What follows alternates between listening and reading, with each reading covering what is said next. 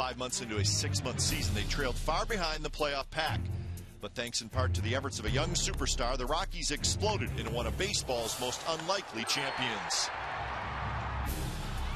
Now the green and gold seem to be following the same road to nowhere traveled by the Rockies in early 2007.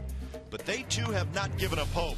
With a strong young pitching staff and an impact player in their outfield, the A's are hoping to celebrate their own holiday season in 2009. Can they start their surge against the hottest team in the majors? The A's take on the Rockies next.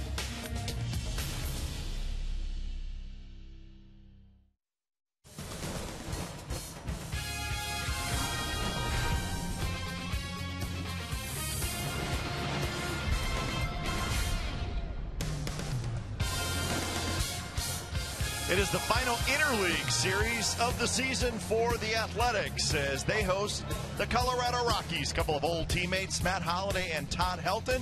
We'll be doing some reminiscing before tonight's game. It's the first of 3 on a Friday night from the Coliseum. It's the Colorado Rockies and the Oakland Athletics coming up on Comcast Sportsnet, California. Good evening, everybody. Welcome to Oakland A's baseball along with Ray Fosse. I'm Glenn Kuiper. Well, you saw Matt Holliday talking to some of his former teammates. 5 years, very good years for Matt Holliday with the Rockies, Ray. And maybe we haven't quite seen the Matt Holliday we saw with the Rockies with the A's, but there's still plenty of time in this season for him to put it all together. He was awesome with Colorado. Well, he was outstanding. 5 years, of course, a trip to the World Series in 2007, a remarkable season, and a finish for the Rockies. But Matt Holliday, there's no question that Blake Streak bomber, of course, playing at Coors Field. Ball carries just a little bit better, I think, there than what he's experienced here at the Coliseum. But he was outstanding, doing a tremendous job for the Athletics. This ball, straight away center field off Scott Shields. He has the power, and now that it's warming up, I think we're going to see a lot more power from number 5 now with the Athletics. Now, the A's traded 3 players to the Rockies for Matt Holliday. One of them was Houston Street. He is now the Rockies closer, and Houston Street's having a very good year for Colorado. Well, he's a closer for the Athletics. Lost that role last year to Brad Ziegler, but couldn't wait to be traded. And he was traded to the Colorado Rockies. Did a great job for the Athletics, the Rookie of the Year for the A's, pitching in relief. Of course, he was a closer in college, so he stepped right into that role in Major League Baseball. But the Rockies, he's done a great job. He took over the closer role, and a great changeup that, if you remember the great changeup to Barry Bonds, striking out here at the Coliseum on a 3-2 changeup. So couldn't be happy for Houston Street. He's a great kid. Glad he's pitching well in Colorado. Street with 16 saves, and he and the Colorado Rockies are very, very hot. So it'll be a good challenge for the Athletics this weekend. Dallas Braden will take them on. Braden has a 5-6 record, but he has pitched extremely well. He will be opposed by right-hander Jason Hamill with a 4-3 record. We'll have lineups and first pitch from the Coliseum when we come back.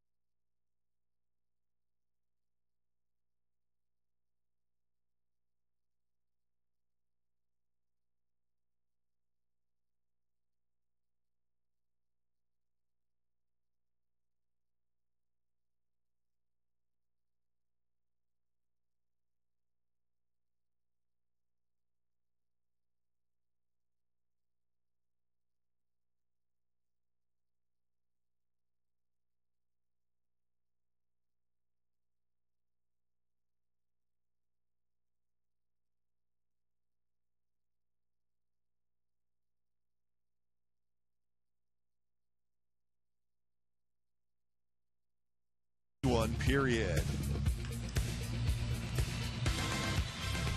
Welcome back to the Coliseum. Game time weather for tonight. It's brought to you by the Santa Cruz Beach Boardwalk. The admission is free. The boardwalk is open daily. It's a beautiful night, 69 degrees. Lots of sunshine all day and warm weather. Fireworks after the game. So nice crowd on hand, and should be a good night of baseball, and then a little extra entertainment after the game with the fireworks. Umpires with their meeting at home plate. So the Rockies and the Athletics in the first of three. And then after Sunday's game, that will be it for interleague play this year. And the A's, for just the third time in 13 years of interleague play, will finish with a losing record. They're 5-10, previous 15 games of interleague play. So Jim Tracy talking to one of the players. He took over for the Rockies, and they have played extremely well for the former manager of the Pirates, the Dodgers. He's been around a little bit, but right now managing Colorado Rockies, and they're playing very well. Athletics take the field behind their starting pitcher, Dallas Braden. So we're just moments away from first pitch. Here's the Colorado Rockies starting lineup, brought to you by McDonald's. Dexter Fowler, speedy rookie. The center fielder will lead things off. Ryan Spilborgh's in left. Todd Helton, Garrett Atkins, Brad Hopp, and Troy Tulowitzki. Lots of power in the middle of that Rockies lineup. Chris Iannetta is the catcher. Ian Stewart is the third baseman, and Clint Barmas is the second baseman, and he will hit ninth. Defensively for the A's, Holiday, Sweeney, and Cust in the outfield. Hanahan, Cabrera, Kennedy, Barton on the infield, and Kurt Suzuki catches the lefty, Dallas Braden. Dallas last started came against the Padres. You lost 4-1. Not surprising. Not a lot of run support. That's been ongoing for Dallas Braden. 94 innings pitched, 15 start, which is a career high for him. He had 14 in 2007. Walks just 25, so that's impressive. 7 innings pitched, and 3 of his last 4 make it 4 of his last 6. So he's continued to go deep in the game, and of course wants to continue to do that, to take care of the bullpen after an off day yesterday. Some of the relievers worked on Wednesday night, the final game of the series against the Giants. So they're refreshed, ready to go after a day off yesterday and trying to win a series against the Rockies. Lots of sunshine, center field and right field, but as we've seen many times, that goes away pretty quickly this time of day. A's come in with a 31-40 record. They're 17-17 at home, so game number 72 on the season for the Athletics. Ray mentioned the interleague record for the A's of 5-10.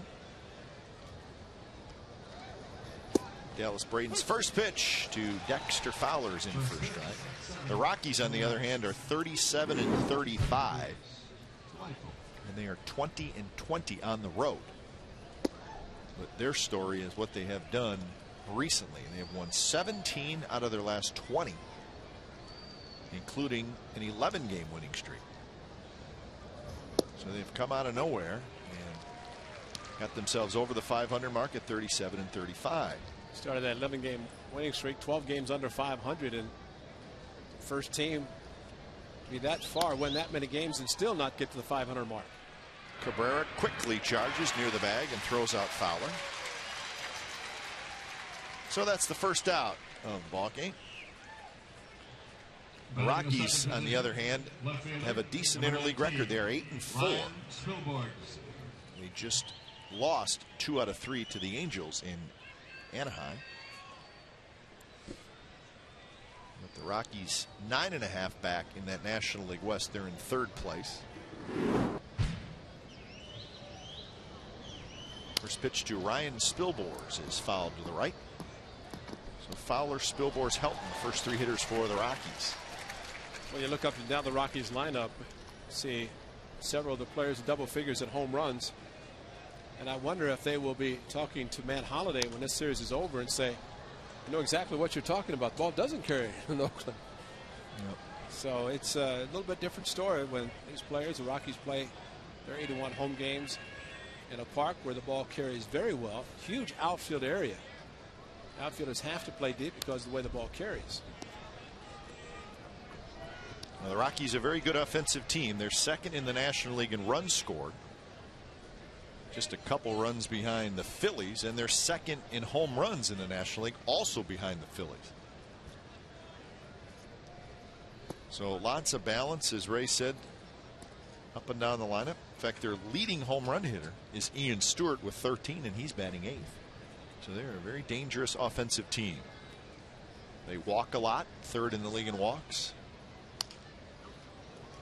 Jack Hanahan charges and flips, throws to first is low. Barton cannot dig it out, and Spilborghs is aboard.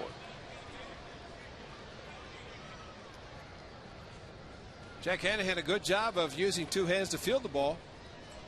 I mean, arrow on Jack, but it looked like the throw. Derek Barton going into a stretch. Let's see how far he stretches and where the ball is thrown. As he did stretch, but short hopped him, not able to get the glove on it. He's a little upset, obviously, as that was a play that he makes more times than not. Good changeup for Braden, though. Get Spilborghs out on the front foot and rolled over on it.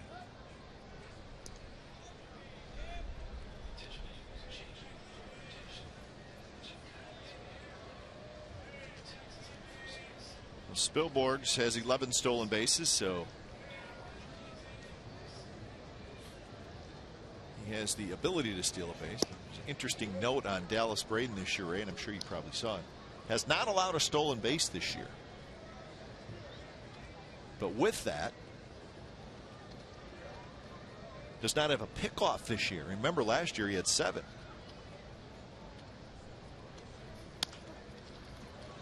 Cabrera is going to go to first for the out. Helton's retired, and down to second goes Spilborghs. Now, I say that because it probably goes hand in hand, right? I mean, guys aren't taking a bigger lead. The reputation now is there that Braden has a great move. Guys probably shorting things up a little bit and not attempting to steal. Thus, no pickoffs. Well, the left-hander automatically is going to be able to look at them, and he does such a good job of varying his delivery to the plate and his look to first base. So if they do much running, it's probably with a hit and run. But I think more than anything, just the fact that if they're not running, forget about no pickoffs. And of course, he hasn't allowed a stolen base, but you know, it's just a matter of to keep them close. Yep. That puts the double play in order a lot easier for the infielders if we get a ground ball. Garrett Atkins is the hitter. Atkins, the DH.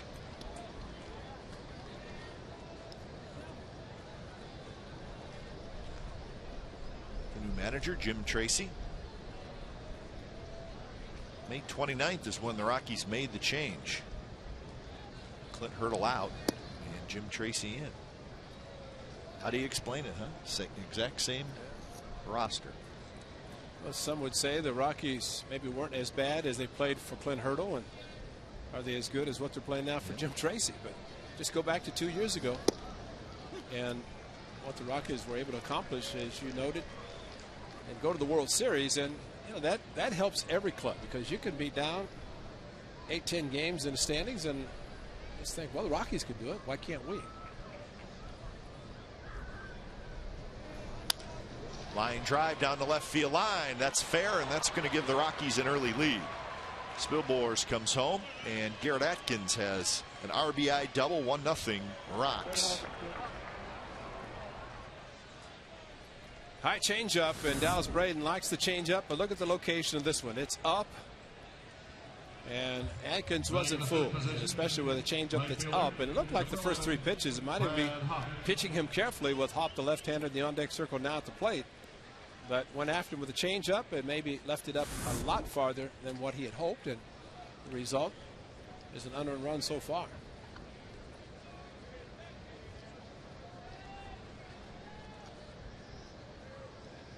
Here's Brad Hop, and he's a good hitter, folks. Kind of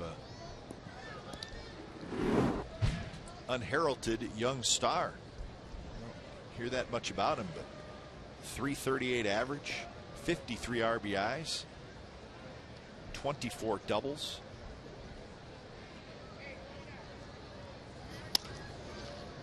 Cabrera charges, tough play, throws on the run, and he gets Brad Hop. Nice play by Orlando Cabrera. Side retired. Garrett Atkins an RBI double, and the Rockies have a 1-0 lead as we head to the bottom of the first.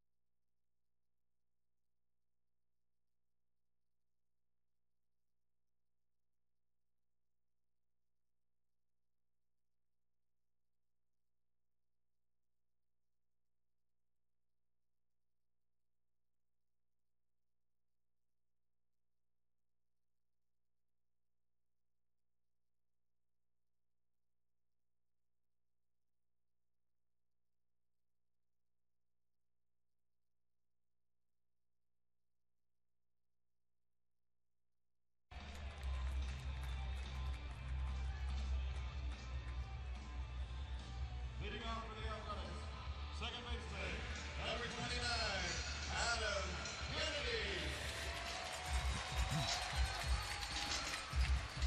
An unearned run for the Rockies in the top of the first. They take a 1-0 lead. A's lineup is brought to you by McDonald's. Kennedy, Custon, Holiday, Giambi, Suzuki, Cabrera, Sweeney, Barton, and Hanahan. And you see the Rockies' career for Matt Holliday, 128 home runs while playing for the Rocks. They call them the Rocks in Denver. It's like their home name. I'm just throwing it out there. Is it because the Rock's out in center field, or just the Rocks short for Rockies? It's all part of it. Big Jason Hamill, 6'6", 220 pounds on the mound. Big boy.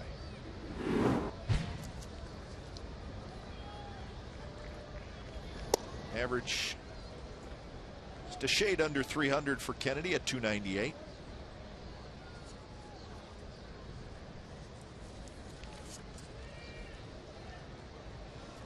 Kennedy was 3 for 13 in the 3-game series against San Francisco. The Rockies defensively look like this. Spilborghs, Fowler, Brad Hopp in the outfield, Stewart, Tulowitzki, Barmes, Helton on the infield, and Chris Iannetta is the catcher. Todd Helton has 3 gold gloves.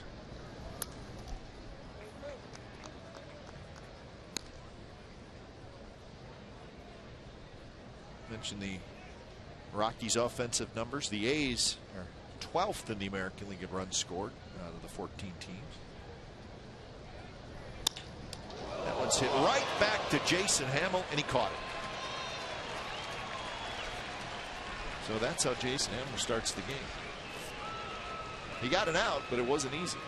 Kennedy can't believe it. What a great swing, great battle, and pitch down and away, and right back up the middle to follow through it. He just threw up his hands and his glove, and look how quickly it gets on.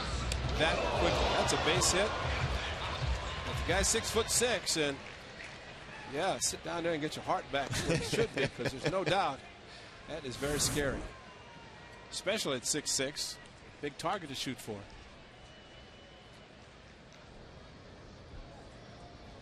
Here's Jack Cust hitting second, and he has a good swing at the first pitch he sees, fouls it straight back. And Hamill last 3 years with the Tampa Bay Rays. He's making his 12th start and 15th appearance. 4-0 in his last 6 starts, so he is undefeated in June. 40 appearances last year for the Rays. 5 starts, 35 out of the bullpen, so in the rotation of the Rockies this year. Fastball will top out low, about mid-90s. full complement of pitches without a splitter. Fastball, curveball, slider, and changeup. Well, there had been trade rumors about Jason Hammel really the entire spring training. The Rays kind of had a bit of a surplus of starting pitching. Rockies were looking for a starter. It was April 5th, which was the Sunday before, I guess the season did start on that Sunday with the one game, but basically the day before opening day is when the trade was made.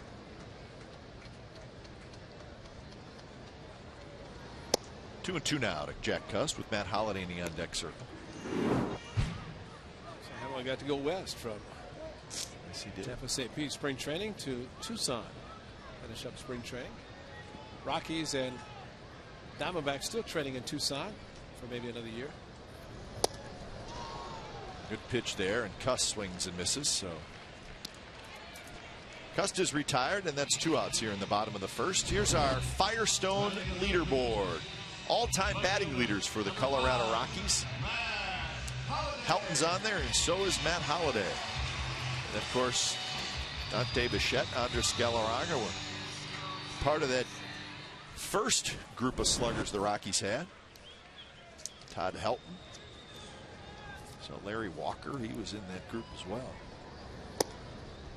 There was a time when Galarraga and Helton and Vinny Castilla and Dante Bichette, it was unbelievable. They were just bombs away at Coors 30 Field. plus Oh my runs, God. all 4. And they didn't have a lot of pitching back then, but you play the Rockies there and you had no idea what was going to happen. You see a lead disappear so fast. Todd Helton, a lot of credit. He signed a long-term contract. He is there and has been there, and probably very happy. He's spent his entire career with the Rockies. Been an outstanding first baseman. Collected his 2,000th hit recently.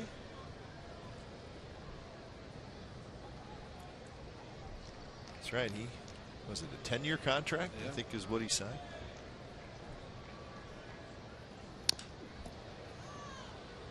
Two and two now to Matt Holliday. Holliday with 8 home runs and 39 runs batted in. I saw the numbers. I think he can live comfortably the rest of his life. He's going to be okay. Yeah.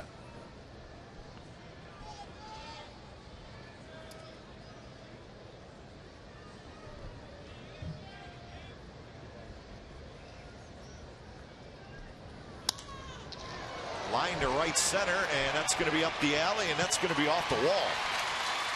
Matt Holliday's going to have a 2-out double, and that ball got out there in a hurry.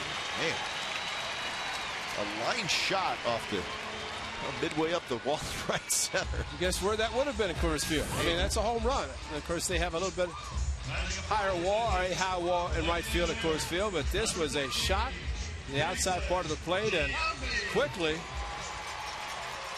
it's the wall still standing. That's how hard it was hit.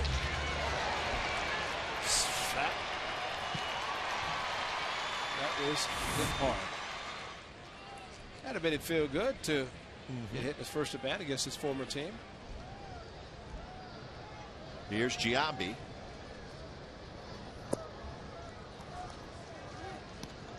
And there's really there's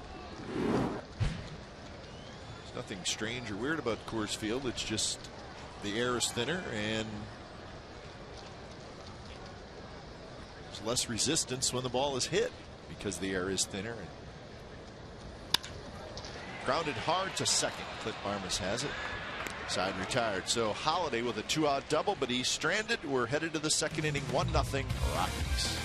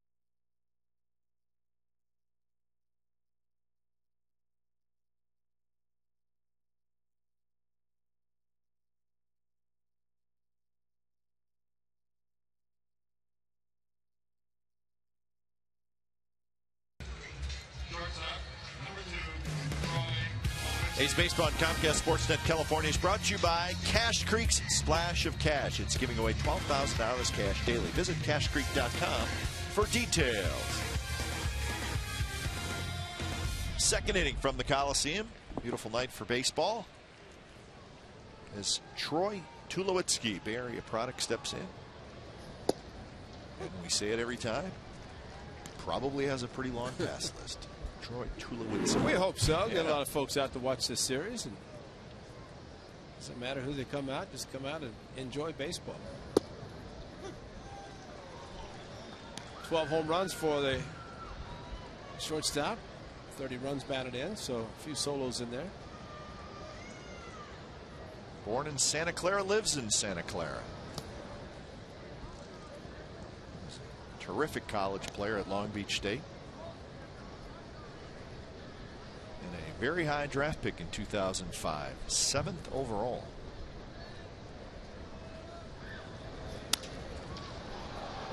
Hit pretty well to right. And going back on the warning track is Cust, and he has it. So Dallas Braden gets the first out here in the second. Remember this play, May 10th, Dallas Braden? We learned a lot about Dallas Braden in this play. That was Vernon Wells hitting a ball as he put his hand up, got him in the left hand, turned up into his shoulder. He went down, and remarkably, he has not missed a step. He did not miss that. Don't go tell Bob. That's what he said after Walt Horn grabbed his hand and like he's going to go talk to Bob Guerin. He said, "Don't tell Bob." He went in that game. We almost had another one tonight.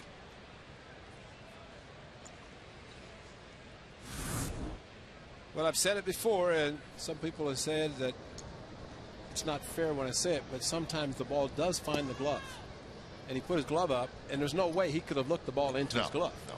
And there are times that the reflexes, you follow through, and the glove is there, the ball finds the glove. And infielders do it. In this case, we're happy that Jason Hamill, the ball found his glove instead of his body, because that could have done some serious damage.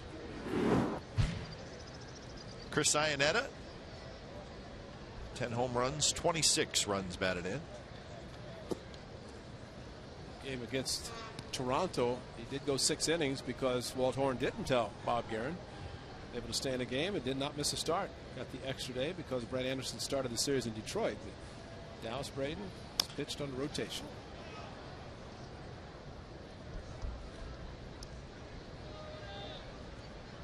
Ian Stewart in the on-deck circle. The Rockies with a 1-0 lead.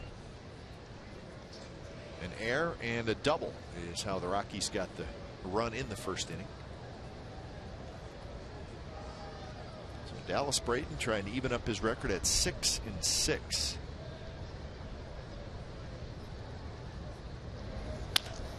Sometimes records don't match up with ERAs, and that's the case with Dallas Braden. 3.26 is his ERA, and that is very good. Very low run support. One run of support and starts. He is just one of those that he feels he has to pitch a shutout every time he goes out.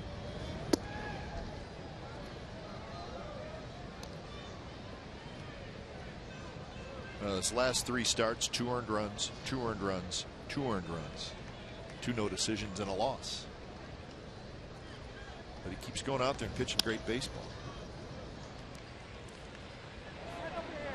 A's have the 5th best team ERA in the American League as a group, 4.23.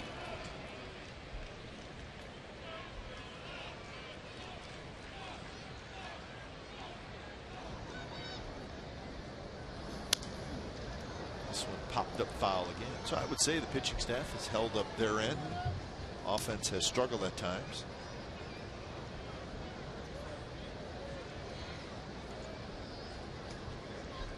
Brett Anderson on the right was supposed to pitch tonight, but he's been pushed back. I guess a little bicep tendonitis is what we were told.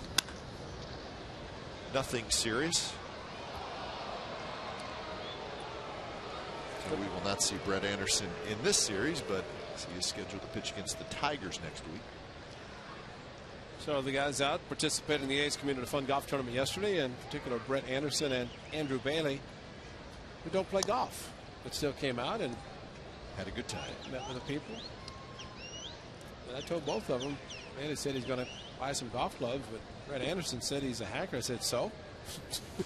There was a few out there. Play scramble, what do you expect? You just go out and just hit a lot of golf balls. Very high left center field. Holiday near the wall, Sweeney near the wall. Sweeney has it.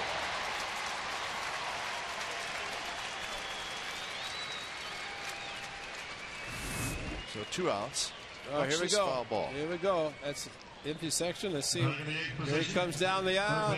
Look out. He's pointing. He's ball. Oh, no. Oh, man. Oh, wow. And still. Did he get it? He deserves to get it after that one. Wow. Deserves to go to the doctor, too, I bet. Oh, wow. And this just in, those steps are not padded. They are concrete, hard as a rock. The only guy I could know could do that and pop up and get the ball would be Eric Burns. Exactly. Because Burns even fell out of trees, so he knew exactly how to take the fall. Burns, he's out for the year, is he not? Did I read that somewhere? Hamstrings? I think so, yeah. Ian Stewart, 13 homers, 38 runs batted in.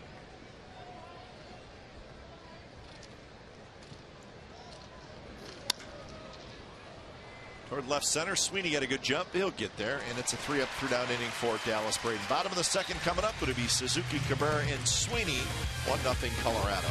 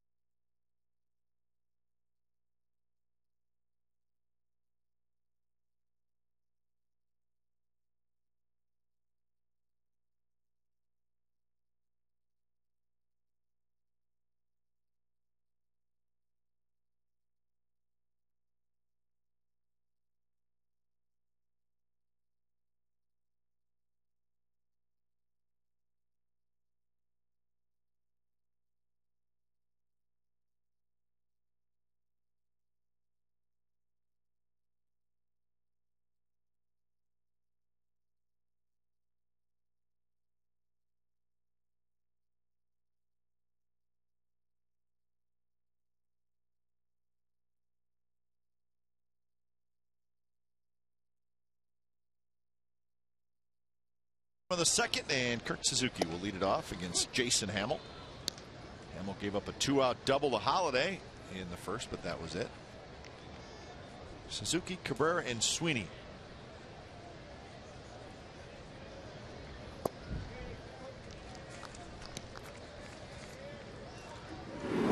Kurt was 3 for 12 with a home run in the series against the Giants. 61st game that he has been in the starting lineup. Tulowitzki in the hole, jump throw, and that is a nice play. Now, the A's annual beer festival presented by Bud Light tomorrow 4 to 6 p.m. in the East Side Club before the A's and the Rockies. Admission is free with a game ticket and a souvenir mug, 2 tastings, and just for $10. Beer from 30 different breweries. Tickets at oaklandathletics.com, or you can call 877-493-BALL. That is tomorrow. Beer Fest.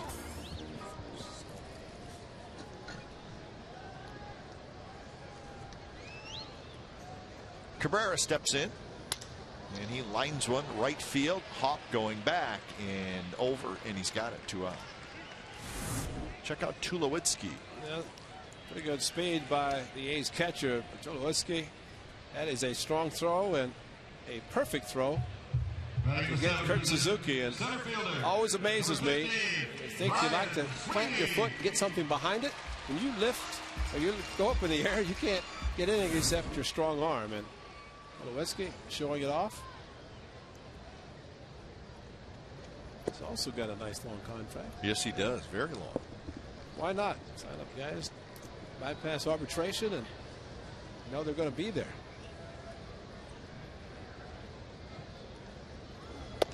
Just I wonder if they keep charts, you know. When they go on the road and they hit a fly ball in the warning track. Oh, that's a home run I can put down. That would have been a home run home. Well, I bet they have a chart in their mind somewhere. Yeah, that's right.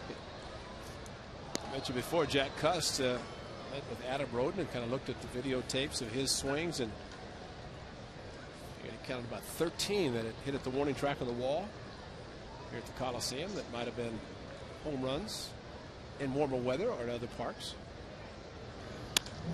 Sweeney hits it hard on the ground, but the third baseman Ian Stewart has it. And when we come back, you know what, Ray? We're going to talk more about home runs at Coors Field. I got a chart for you. Oh, it's good stuff.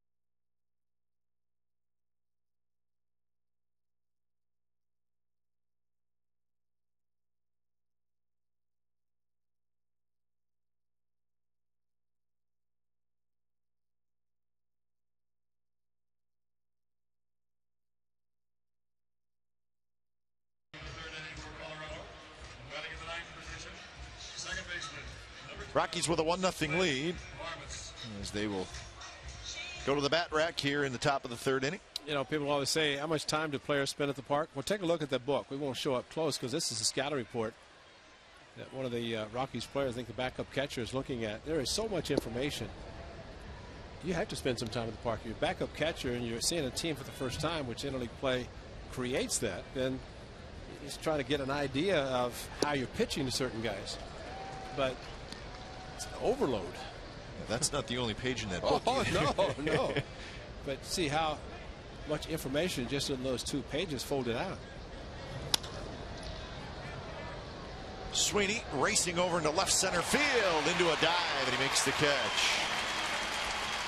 Takes a hit away from Clint Barmas. So 1 out here in the third. Playing Barmas in right center. Look how far he has to come to get to the ball. Fortunately, it held up for him long enough to be able to go to the nice slide on Clay Wood's outstandingly soft outfield grass. That's probably just a lot of fun, and we'll see a lot of folks out there after the game for the fireworks show. They might be saying, Brian Sweeney did that? I'm going to try it myself. Clay's got a nice field right now. August will still have a good field. A few holes in it. Dexter Fowler is retired, 4-3. What you got on the Rockies home runs? Well, listen to this. I'm going to read you the total amount of home runs hit per year at Coors Field. That's both teams. 241, 271, 245, 212, 303, 245, 268, 232, 230, 221. But the last 4 years, Humidor effect? Yep, 170, 168, 185, 174. Wow. Now that's a drastic drop. It's either the humidor or better pitching. Well, yeah, and sure. I mean, I think that's amazing. I mean, I think the pitching could have something to do with it, but the numbers are so big and such a difference. It makes you think that there's something to the humidor effect. A nice inning for Dallas Braden. He has settled down. He's retired 7 in a row.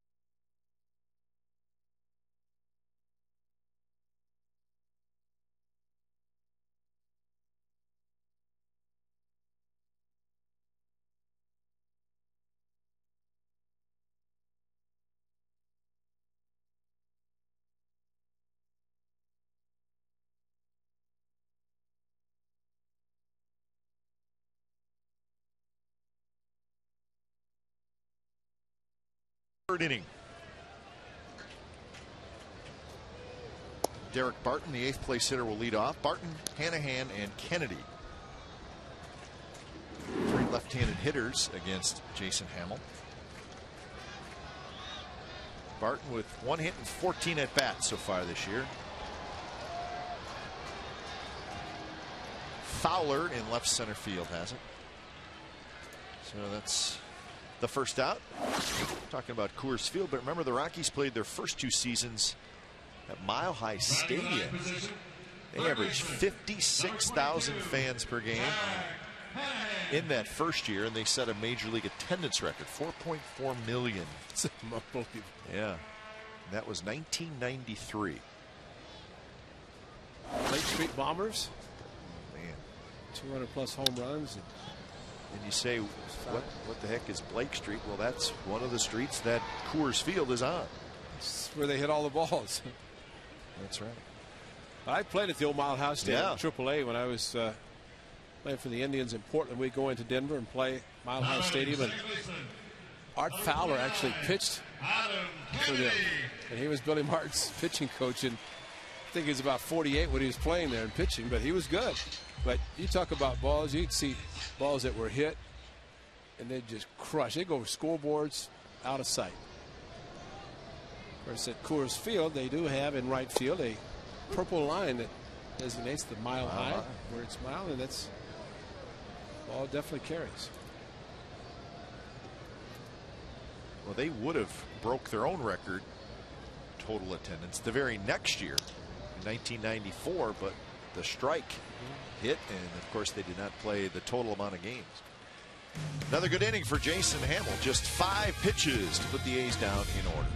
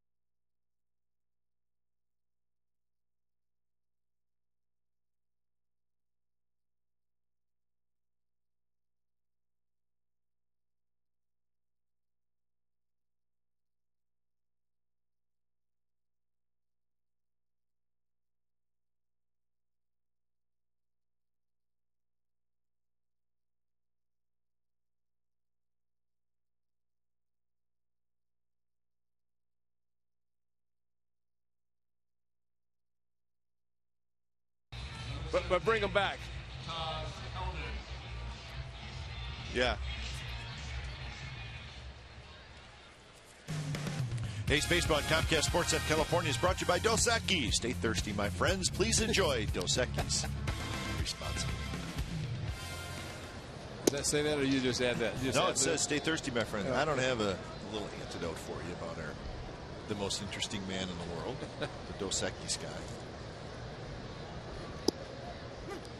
Our graphics operator, Josh Hood, a big fan of the most interesting man in the world. He'll dig one up for us.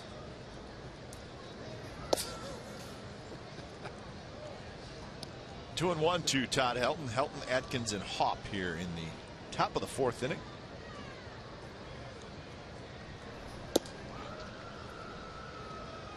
Actually, I think Josh kind of imitates patterns the Dos Equis man. Yeah, he's got to have the full beard though. A lot of the same qualities. So he needs to just grow the beard though. If he had the beard, he would be color his hair. The most interesting man in the world. Just missed on a full count, and Helton has a leadoff walk.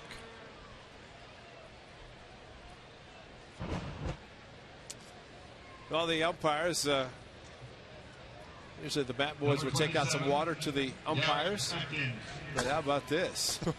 I'm keeping this one. I don't think it's going to fit. Just walk off the field with it. That's great. Jeff Kellogg, game used baseball. One that was rubbed up by Matt Weiss, not the umpires. Matt gets his hands dirty. Put the mud on the baseballs, get them nice and rubbed up. He's changing diapers now, so well, he'll be all right.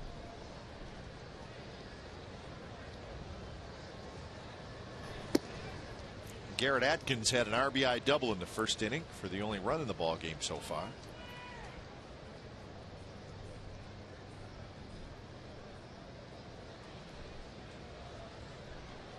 Quick throw, and that was the Dallas Braden move. And I think if the throw would have been a little more accurate, he would have had a shot at getting help. And their backup catcher can yell out and says, "That's what it says in the scouting report I'm looking at here. Watch that quick move where he steps off with the back foot, throws quickly, and he might pick you off." Page 24. But this is unbelievable. Watch the left foot. He just steps off and then throws a little bit offline, but almost got him anyway. Helton took a step towards second base, just taking his lead. Braden almost got him leaning. So Helton's got a 1.5-foot lead now. Cabrera cannot quite get it, and Atkins loops one over the shortstop's head, so Garrett Atkins is 2 for 2. Well, make sure you visit csncalifornia.com to tell us what you think. It's our poll tonight. You saw it on A's pregame live. Who will have the best season for their respective team? Matt Holliday for the A's, Houston Street for the Rockies, or Carlos Gonzalez? Carlos Gonzalez was part of that trade as well. Make sure you visit again csncalifornia.com to cast your vote. Carlos Gonzalez started this season in the minor leagues, but he is with the Rockies. They called him up a couple of weeks ago. There he is. Number 5 is where Holiday's number. He's having a terrific season at AAA. Oh, look at those numbers. Colorado Springs. He's good. He's going to have a great career. It'll take him a little while to get established, but it's going to be pretty good. Yeah, we saw flashes of it last year, and then there was times when you just didn't see the offensive potential, or the potential was there, but he just go quiet offensively for 2-3 weeks at a time. He's a very talented young man.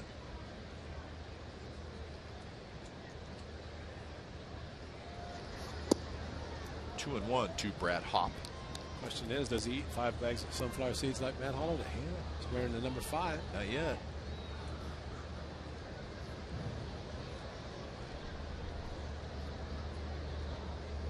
He's working on it. Probably bag number 2. just in the 4th inning. By the way, how'd you hit him yesterday in the golf tournament? Individually or as a team? Well, it is a team sport. Especially when you're playing scrambling. Well, no. not so good as a team. We just could not get it going. But I had a lot of fun. I was playing with, we gave ourselves a name. It was Team Ticket Office. That's right. Steve Finelli, yeah, Josh. We had a lot of fun. Steve Finelli's brother, Nick, good guy. So we had a lot of laughs. We made sure we ate at every hole, which you can do at the golf tournament. Kinders was out there. Kinders was there.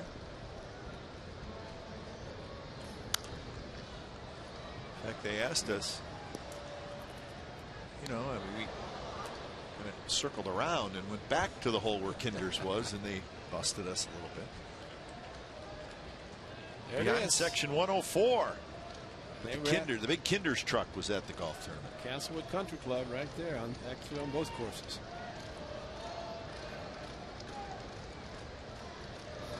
Swing and a miss. Breaking pitch on 3-2, and Brad Hopp strikes out. So that's a big out there. Hopp is an RBI man. Well, he backed it up with a breaking ball because he threw one that Hopp fouled and then came back with a better one. And Hopp, like most hitters looking fastball, opened up, no chance to make contact, and Dallas Braden threw his best breaking ball in the at-bat of the 3-2. So one out. Helton still at second, Atkins at first, and we have Troy Tulowitzki.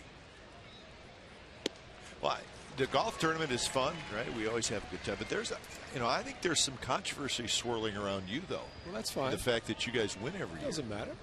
I just happen to be playing with a good group of guys. They're very good. I mean, you guys are good. I mean, I've seen you play. The guys I play with are good. I'm just saying that there's starting to murmurs. There's some rumblings about the fact that you guys win every year. All they have to do is follow us around. I mean, anybody knows Keith Simmons, how well he plays. Yeah. State roofing. But and again, if you're playing Ron Romanek with a long drive and excellent golfer, Ken Korak, Vince Catrona had his son played with his son Dominic. Dominic's better than all of us. But again, if you're playing with a guy whose name is Bobby Jones, and you're playing golf, you're supposed to win. You're right. I'm with you. I mean, I think it's great that you guys win every year. I'm just saying. Vinny was out there. Yeah. Vinny hits it long, I tell you what. But the other gentleman in the group, Bill Lewis, who I was just along for the ride. You were the entertainment, yeah, huh? Exactly. You were the celebrity. Well, I just ate Kinder's barbecue and stayed away from the beverage of choice that was out there. Smart. Too much of those. No, it was a fun day. Again, a good cause. Community fun. Raises about $700,000 a year, and the various charities throughout the Bay Area, Northern California. So a good cause and a good day. Tulowitzki drives one to left. Holiday backpedals and reaches up right at the last minute, makes the catch. So the changeup, and that's a perfect example of how a changeup kind of takes the sting out of the guy's bat. He had to reach for it, and he lost some of his power to Tulowitzki. But look how far out in front Tulowitzki is, and still almost hit it out. Very strong on the front foot. There was a strike, had to make contact, and almost got it over the head of Matt Holliday.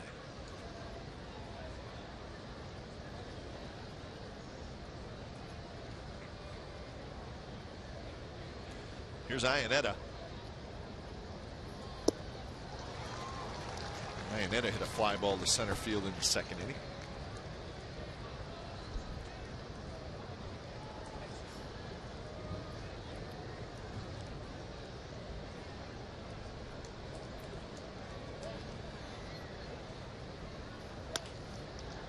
Hopped up, and it looks like Dallas Braden is going to get out of it. As Kennedy drifts back, outfield grass, he's got it. So the Rockies strand a couple, bottom of the fourth coming up, but it'll be Cust, Holiday, and Giambi, 1-0 Rockies.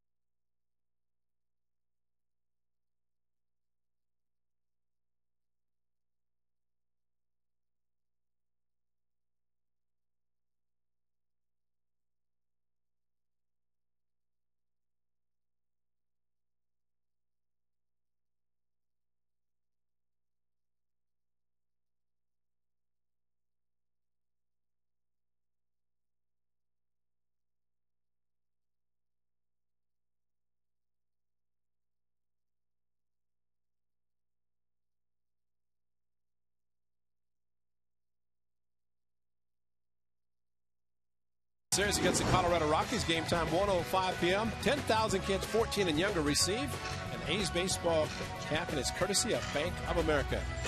Tickets, you can go to OaklandAthletics.com or call 877-493-BALL. What a nice looking cap. You see that? I like it. That's a good looking lid also. A lot of good looking caps around Coliseum tonight. Tommy Adams will find them, won't he? He's an award winner.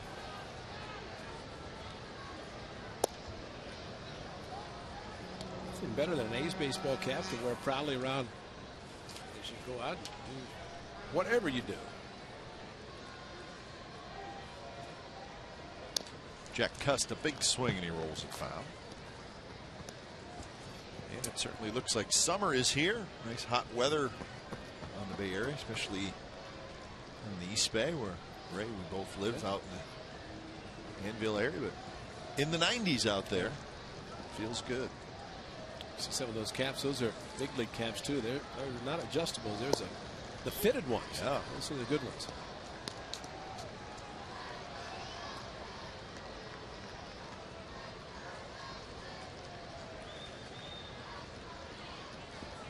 He's got it pulled down. Sun will not get in his eyes. It's a Dallas Braden look.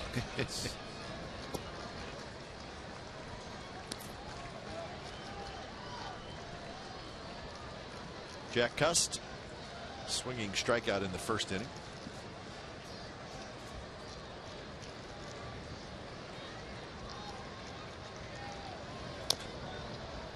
Jack's been in a little bit of a strikeout mode lately, unfortunately for him. I think Jack's looking forward to getting back to the American League and get through interleague play. It's been seeing a lot of change-ups, a lot of different types of off-speed pitches. So a two-strike change-up from Hamels that he was able to foul.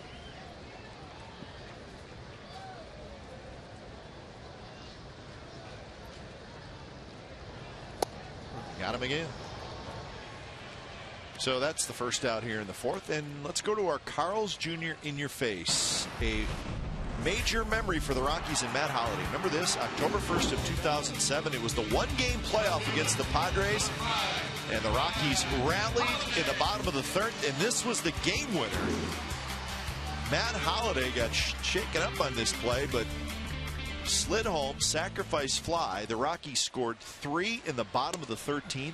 Beat the Padres in the playoff game and went on to the division series. So they had everything going at the end of that year, and Matt Holliday ended up scoring that run and sending them to the postseason. Well, he got banged up when his chin slid across the plate. Had a big burn on his chin, but everyone saw him this winter as he came back to Bay Area, and the first thing I asked him, did you touch home plate? Why did what happened? And he said he went in with the idea that he was going to score the run, and if it meant running over the catcher, he was going to do it.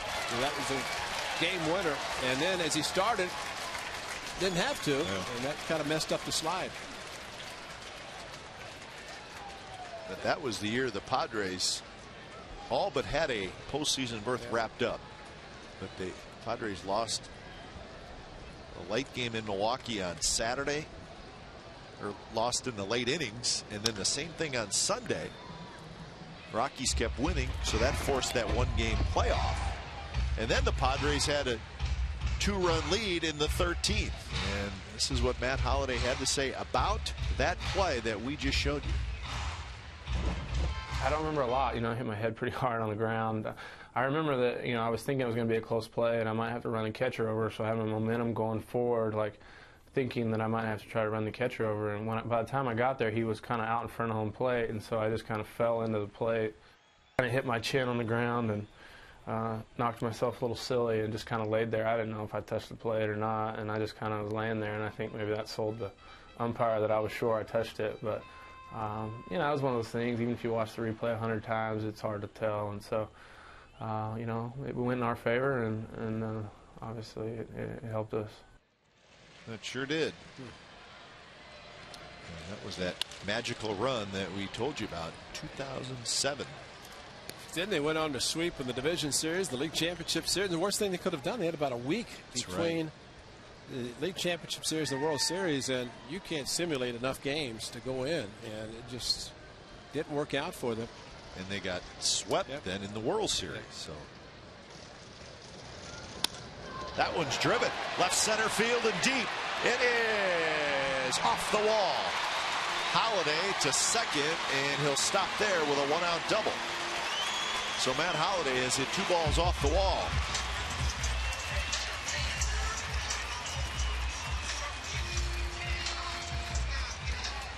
16th double, and the thing about this 94-mile-an-hour fastball that he turned on Hamill, and just hit it too much on a line drive as he did in the first inning. The ball to right center. Stay up, stay up, stay up, and then you start to come down at the 388. So a couple off the wall, one right center, one left center. Matt Holliday trying to score so he can tie the game and not have to get a little chin music to do it.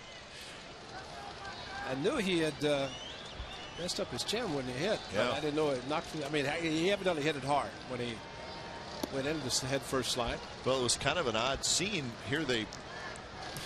That sent them to the postseason, and they had this great run. But there was an argument at home plate with the Padres were arguing about it. Bud Black and the Rockies were kind of celebrating, but yet Holliday was hurt, and he was quite sure what to do.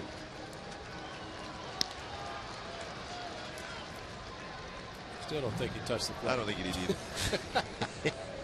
I really don't. I'm sure Bud Black, the Padres manager, is thrilled to hear us say that. Do you think they haven't watched a few replays? Oh, yeah. He may have just shut it down. He said, I don't want to see it again. But didn't matter. It was a magical season for the Rockies, and Matt Holliday. Didn't he win the RBI championship playing that extra game? He may have. I think he It did. counts in the stats. That was the 163rd game. So what they did, they finished the regular season and that one-game playoff winning 14 out of 15. Let's see again. See if you can see if he touched it. Ow. Ow.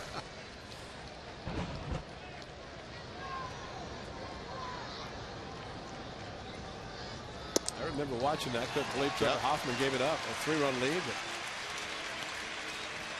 He did. Yeah, it was one of those where you're really glad you're not invested in the outcome of the game. You can just watch it, and when it's over, go, wow, that was something. Yeah. Because it would have had to be absolute torture if you were the Padres, especially after what had happened the weekend before, where you lost some games late.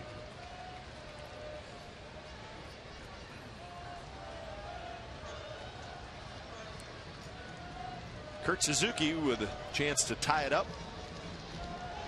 Holliday at second, Giambi at first. Just 1 out here in the bottom of the 4th. Line drive, left field. Spillmore's got a good jump, makes the catch, and this is going to be a double play. Holliday was going. He was hoping it was going to drop. It did not. So the A's do not score. 5th inning coming up, 1-0 Rockies.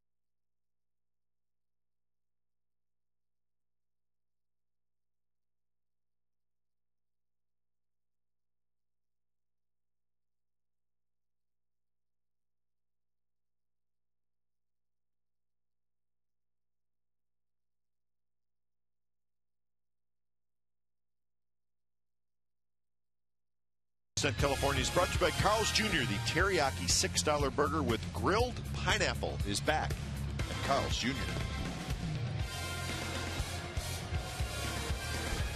Fifth inning from the Coliseum. Ray Fosse and Glenn Kuiper. You're watching A's baseball here in Comcast Sportsnet, California. We'll have all three games in this series for you.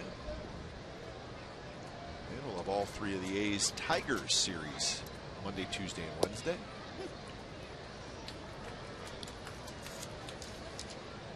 Stewart, Barmes, Fowler. Rockies have just 2 hits in the ball game. A costly error by Jack Hanahan in the first inning. Gave the Rockies an extra at bat, and they took advantage of it. Atkins with the double. Bouncer toward first, and Derek Barton will take it. So 1 out. It's time now for our Subway Eat Fresh Ask Glenn and Ray. Answer the questions you submit at csncalifornia.com. Tonight, Matt from Livermore writes, when 2 teams are tied at the end of a season and a 1-game playoff is needed, what criteria determines which is the home team? Good question. We've been talking about that crazy ending to the 2007 season with the Rockies and the San Diego Padres. Give you the answer in just a moment. Changeup by Braden to Clint Barnes. Now at that time, it was simply a coin flip. Two-headed coin. Exactly. But that was changed. Yeah. It was changed this past offseason. Barmes lines one to left for a base hit, and I think they did the right thing. They simply said, 2 teams playing. Well, who had the best record against each other? So head-to-head record. And the one obviously who came out on top, well, that's the home team. And the bottom one is very important. It does count as a regular season game, and that's why Matt Holliday played at least a team in 163 games. And those stats count towards, in case of a home run championship, batting title, RBI championship. So it's just like a regular game. Well, I know he had at least 1 RBI in that game, because earlier in the inning he had a double off the right field wall that knocked in a run, and then he ended up getting to third and scoring on the sacrifice fly. Long look down by the leadoff man Dexter Fowler, who has grounded out to short and grounded out to second.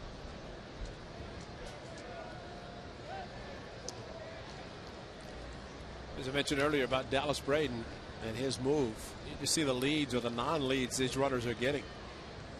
Just a couple of steps.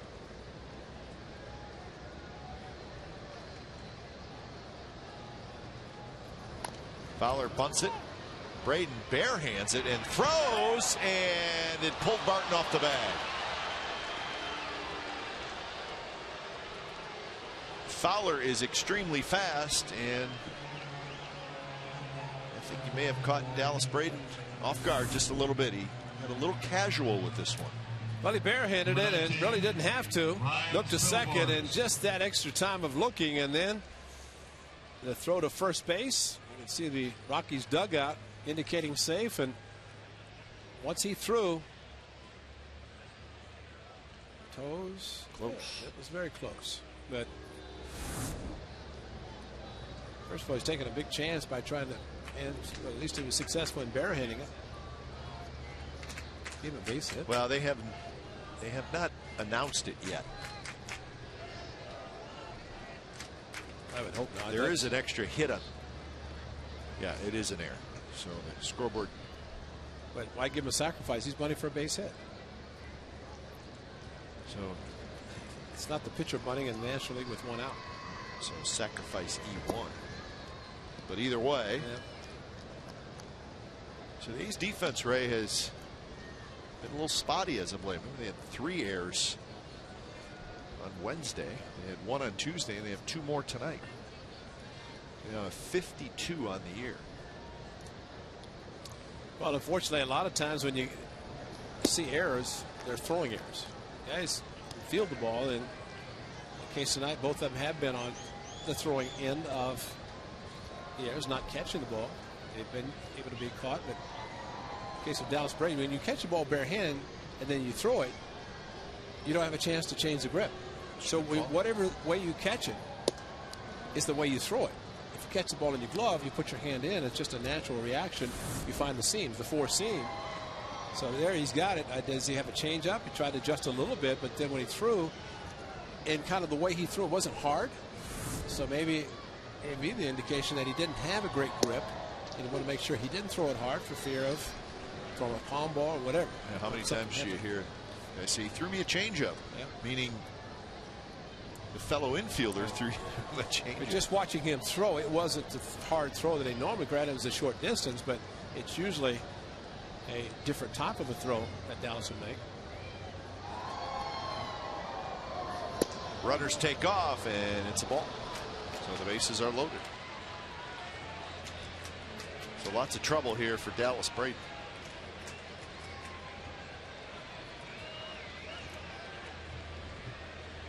Now batting, number 17. Kurt Young is going to trot out, and we're going to get some action down in the bullpen.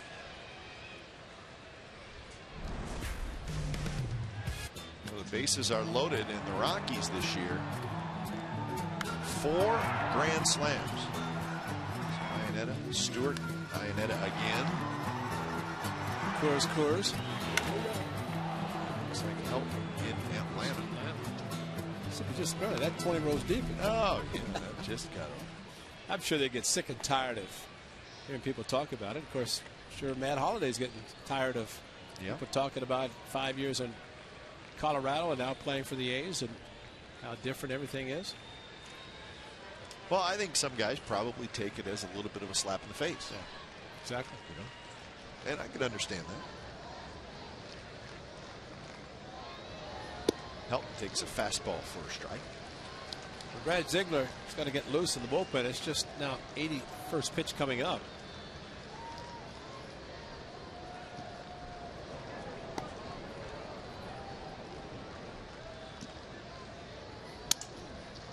That is squibbed down the third base line. Fair ball. 1 run scores, 2 runs score, and Helton takes a huge circle around first base and then heads back. He was thinking 2, but Holliday got to it quickly. So he had to make the U-turn and get back, but it's a 2-run single for Helton, and it's a 3-0 Rockies lead. Well, I saw the first inning where he hit the ball to Cabrera, kind of an inside-out swing. This one, no chance for Jack Hanahan. He was off the line at third, and see that blur going around third. That's Fowler scoring from second. So Helton picks up RBIs 50 and 51. And this is Garrett Atkins.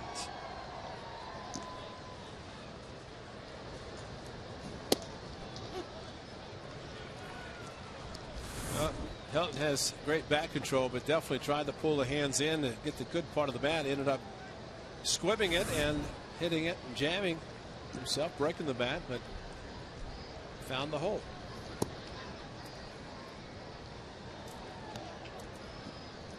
Unearned run in the first inning, and at least 1 unearned here. Atkins a double and a single tonight. Oh, no.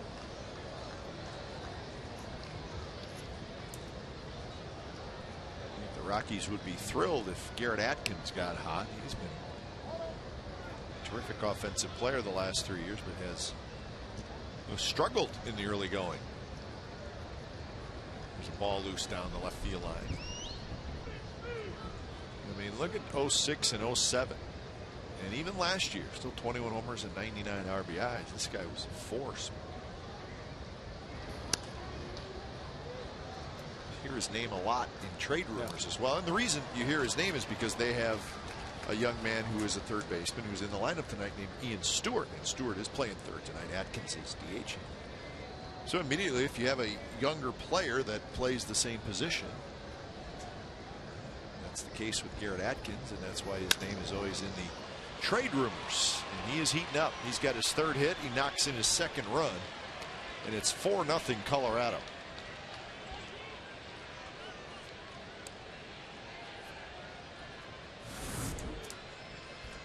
Trying to go inside, and the changeup was up and outside. I don't know if there's a changeup or a cutter that he threw inside. Regardless, he left it up. But Atkins, smelling the RBI, jumped on it. So 3 runs in, and here's Brad Hopp.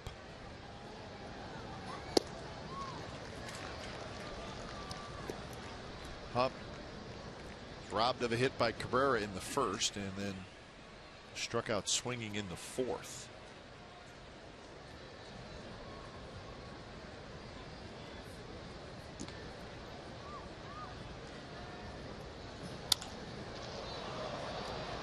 Sweeney to his right. He's got it. So that's the second out.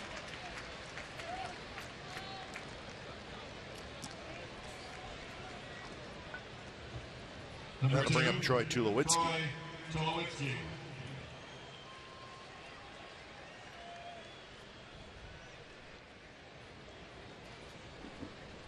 This will be pitch number 90 for Dallas Braden.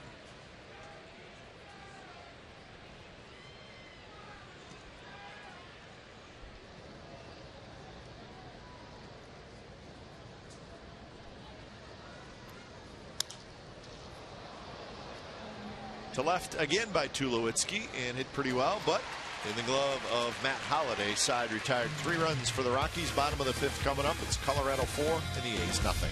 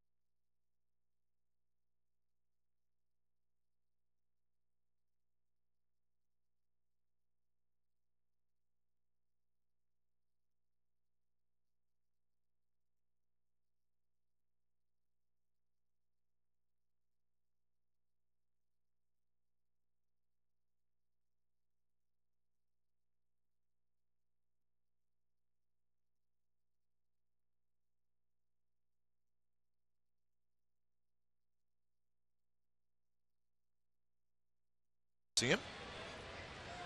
Jason Hamill, the starting pitcher for the Rockies, has allowed just 2 hits. He's walked 1 and struck out 2. And both the hits by Matt Holliday and both doubles. Cabrera, Sweeney, and Barton for the A's.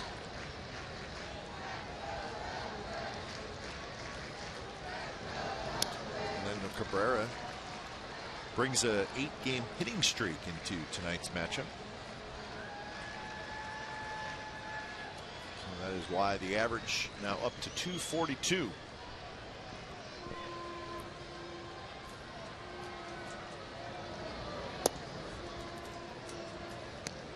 Cabrera last year with the White Sox finished with a batting average of 281.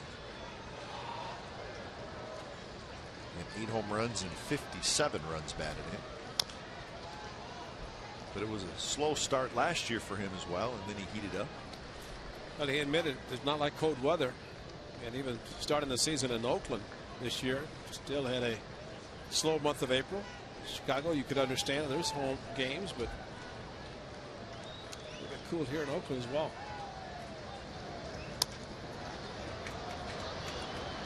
Tulowitzki out. He's got it. Well, here's tonight's Home Depot doing more on defense, and we look at the shortstops in tonight's game. Center fielder, number 15. Cabrera going to his right, the jump throw. And then Suzuki with Tulowitzki at short, a similar play. Both very good plays by the shortstops in the respective clubs. Home Depot, saving. Do it all. It's funny, you watch those plays, and that's an extremely difficult play to make. It really is. Well, just the throw itself, but you know, you got to field it clean. You're on the move. I think all you have to do is just put a ball in your hand, jump, and in midair throw and see how far you can throw it. That's essentially what they do. Number 10, Derek Martin. Ideally, you catch the ball, take a little pro hop, plant your back foot, your right foot, and throw off the foot, which means enables you to get a lot on the throw. Since a catcher, you never had to worry about that. Throwing, you never threw on the run. Hamels knocks it down, scrambles after it, and gets Derek Barton. So 3 up, 3 down inning in the bottom of the 5th for Jason Hamel. 6th inning coming up, 4-0 Colorado.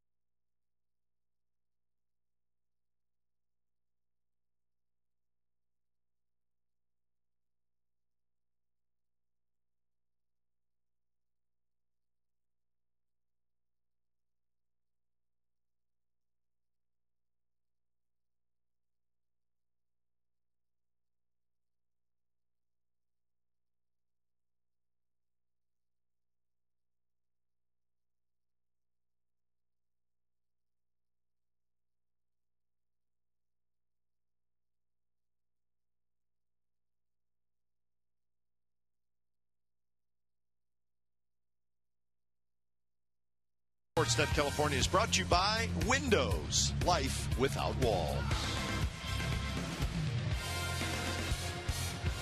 Crowd of a little over 20,000 tonight. Fireworks after the game. Right now the A's got some work to do. They trail 4-0 to a very hot Colorado Rockies team. And typically, if you're playing a hot club, you do not want to help them by making errors. Yep. Give them free base runners, and so 4 runs scored by the Rockies, only 2 earned, and what a difference the game might have been last inning if the bunt by Fowler had been out at first, runner at second, and 2 outs. Did that open up the inning?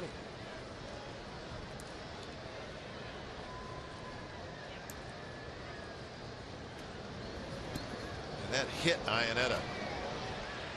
So the Rockies will have the leadoff man aboard.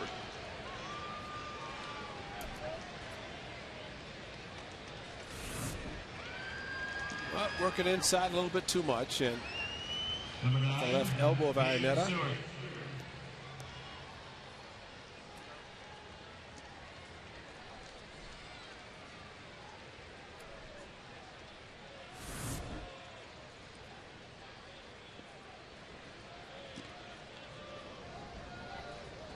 There's Stewart.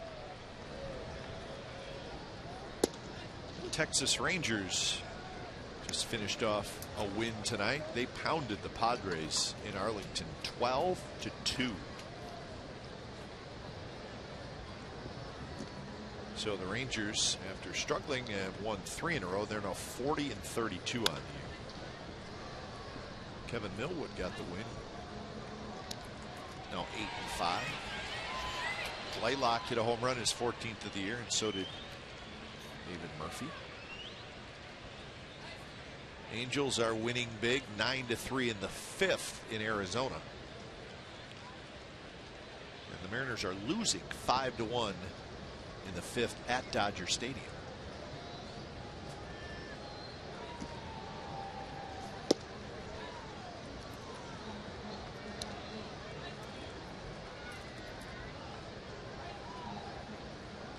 One and 2 to Ian Stewart.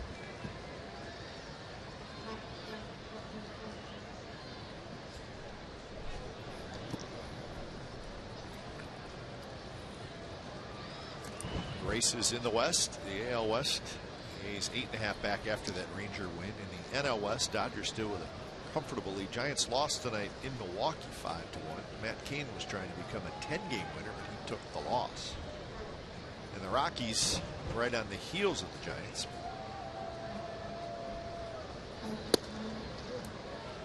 So the AL East is playing the NL East this weekend. Interleague play. And tonight, the AL East won all 5 games. Boston, New York, Toronto, Tampa Bay, and Baltimore all won over the NL East. Strike 3 called. Strikeout number 2 for Dallas Braden. But it took fastballs inside and then took one right down the middle of the plate. And that's going to be the last pitch thrown by the A's lefty tonight. And it was a strikeout.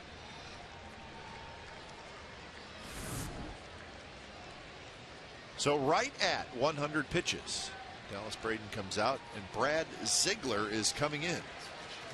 So Dallas Braden will leave and we'll be back.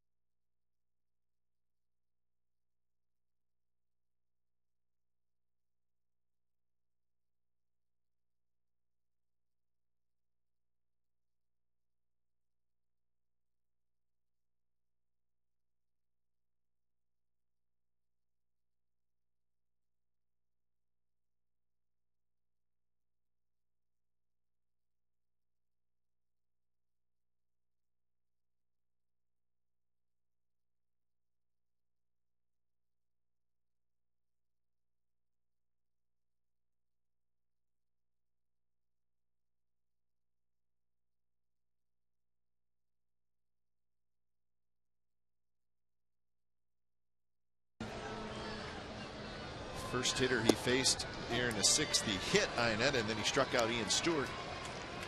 Guerin then goes to the bullpen. So 4 runs, 2 earned runs, 2 walks, 2 strikeouts, and 100 pitches for Dallas Braden. So Brad Ziegler comes in to face Clint Barmas. Good sinker there by Ziegler, and it's 0-2.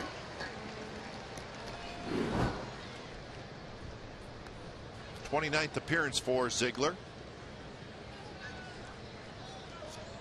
He last pitched on Monday night against the Giants and threw 2 very good innings. It was the game that the A's won. He had 4 strikeouts. In fact, he wrapped it up. He pitched the 8th inning and the 9th inning for Trevor Cahill. So a little earlier appearance tonight by Brad Ziegler. So he's had 3 days off.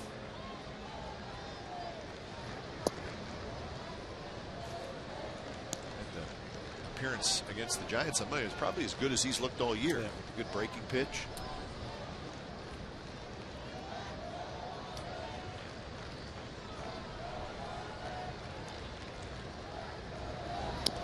It was good. The A's got the extra run that they was able to go out and finish the game.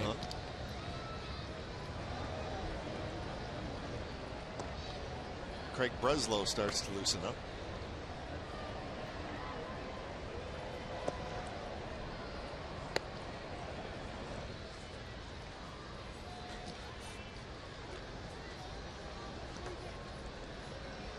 I figured Zig coming in at this time of the game, he's going to go an inning or two. Well, I can get a multiple inning effort here. Popped up. Shallow right. Kennedy out, cussed in. Cuss still coming in, and it's going to fall. And it rolls away. And Ioneta's going to go to second. So Ioneta at second, Barmes at first. It will be a base hit.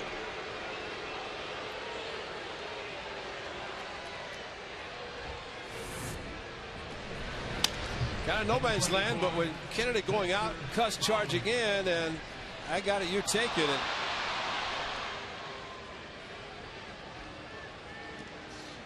wow. Yeah, that was odd. The ball landed almost right next to him. Right, as hard as he was charging in, unless we heard Kennedy say something, but usually it's the outfielder, and once he comes charging in, if he makes the call, it's his ball. Yeah, I could not see Jack read his lips. He was calling for it. Maybe he didn't think he could get there. He was hoping that Kennedy could. So this is the leadoff man, Dexter Fowler. Fowler is the only switch hitter that the Rockies have on their roster right now. His first 3 at-bats came right-handed. So 2 on and 1 out.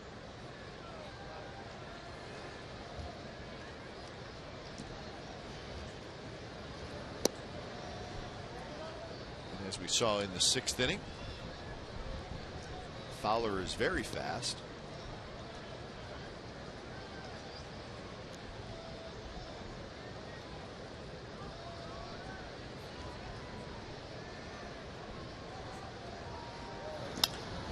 Grounded to Barton, spins around, fires low. Cabrera digs it out. The throw back to first, not quite in time. That was almost an unbelievable play. Wow. I mean, the beginning of it was unbelievable, and Cabrera almost turned the double play with the speed of Fowler. Derek Martin, Number 19, not afraid to throw, and 360, and a strong throw to second.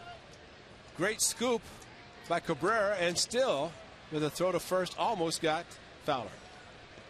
I think Fowler must have thought, got no chance to throw me out. And as fast as he runs, I'm surprised it was as close as it was, but that was almost a miraculous play. The 2 outs for Spilborghs. That one drops a little bit low.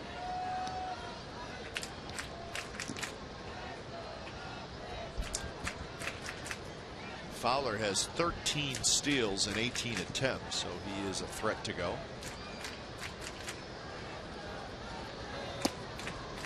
2-0 now to Spilborghs. Spilborghs does not have a hit tonight, but he scored twice. He reached on an error in the first and scored, and he walked in the 5th and scored.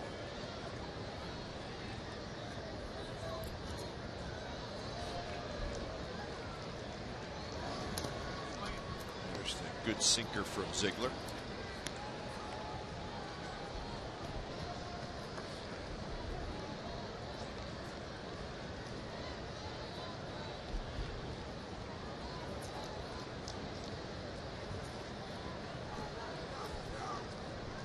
It's Jason Hamill, who has been very good so far in this ball game. Trying to get something going against him. Hanahan to his left, and that will do it. So Brad Ziegler comes in, gets out of the inning, and the Rockies do not score. Bottom of the 6th, coming up, 4-0 Colorado.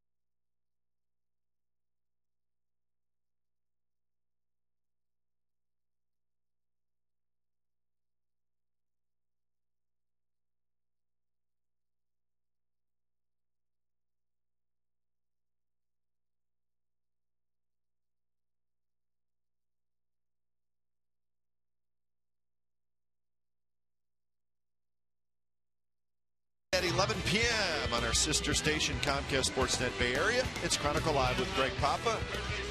He's rookie Vin Mazzaro, Stephen Curry, the Warriors' #1 draft pick, and the Maloof brothers, owners of the Sacramento Kings, who had the first pick in the draft. Griffin from Oklahoma. Stephen Curry, the newest Warrior, so we wish him the best of luck.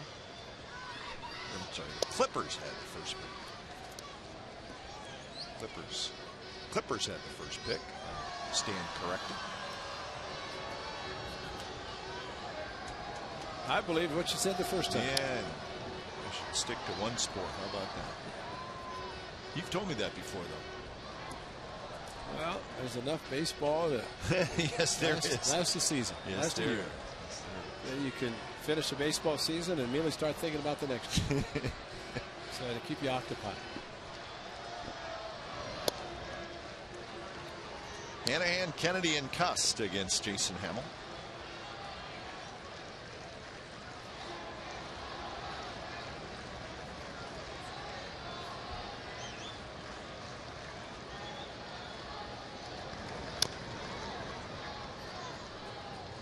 That was just pitch number 61 for Jason Hamill. He's got a 5-pitch inning and an 8-pitch inning and another 8-pitch inning. And the other two he threw 35. Yeah.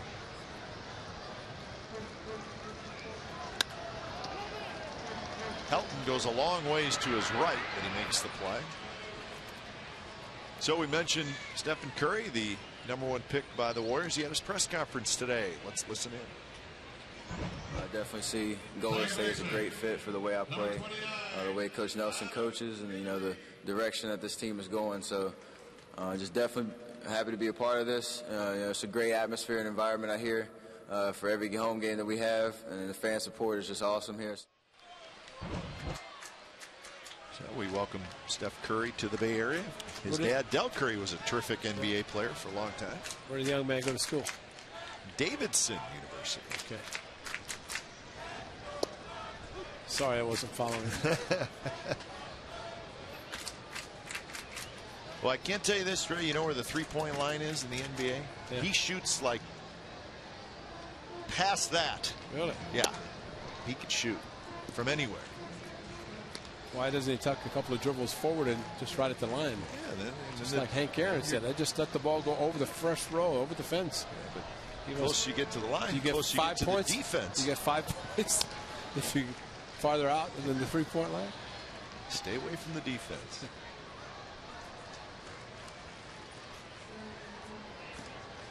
Now Breslow back up in the A's bullpen as Todd Helton is looming. Actually lead off the 7th inning for the Rockies. He's trying to get back in his game. Just a 4-run deficit and a couple of those runs unearned. Now his Braden line's complete with 2 walks, 2 strikeouts. 2 of his 4 runs he gave up were unearned.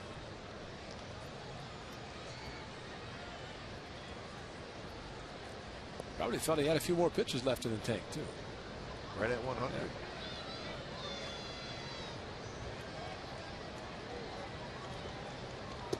Big curveball, strike 3 called on the outside corner.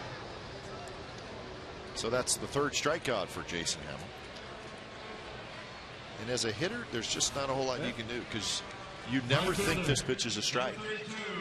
Well, just a big overhand 12-6 curveball, and Kennedy playing it cool, just spreading the dirt a little bit and said, "You got to be kidding me." Like a pretty good pitch though. Cy Young pitching for the Rockies. It is Jason Hamill. Wow, he's been unbelievable tonight. There's 2 hits, and both of them by his former Rocky, not his teammate, because he was with the Rays. And right now, 6 in a row retired by Jason Hamill.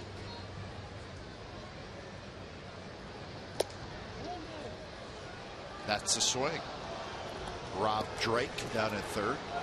Check swing by Jack Cuss. Immediately looked to see what the third base. Watch Jack's stop, and then immediately looked to third base. What are you going to do? I know it's going to be appeal. 2-0 versus 1-1, which is now the count.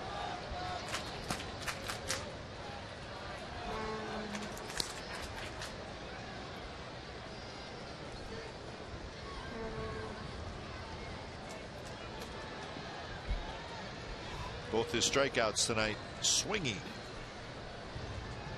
Both on off-speed pitches. That time a fastball running away from Cust, and he swings through it. 2-2.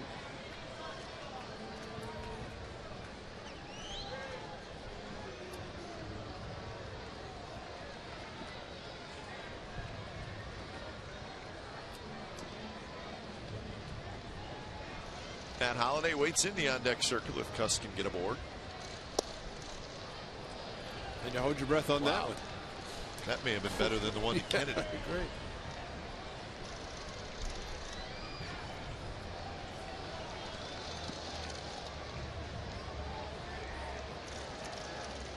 Payoff pitch.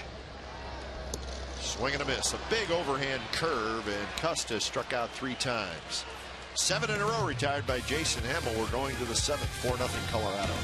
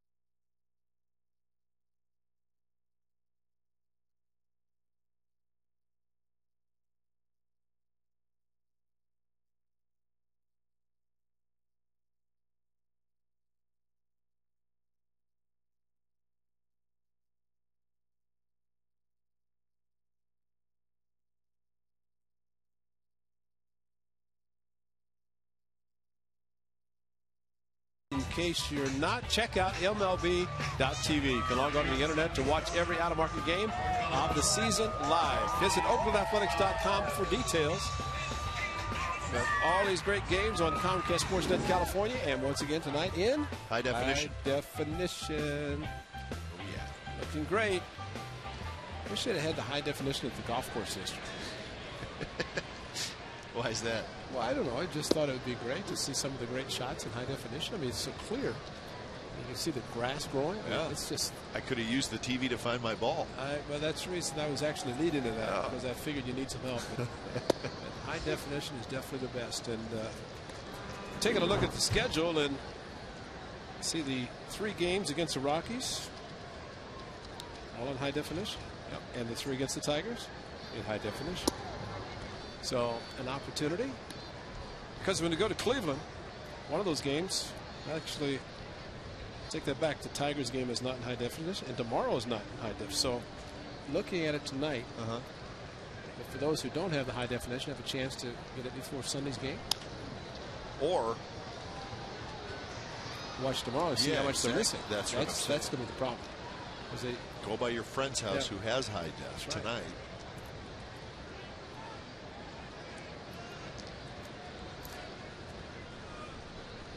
What did David just say? Digital widescreen? Okay, thank you, David. When your boss uses really big words, you got to digital high screen. You got to respond. Wow. Okay, Casillas is a big word for me, anyways. Casilla is good.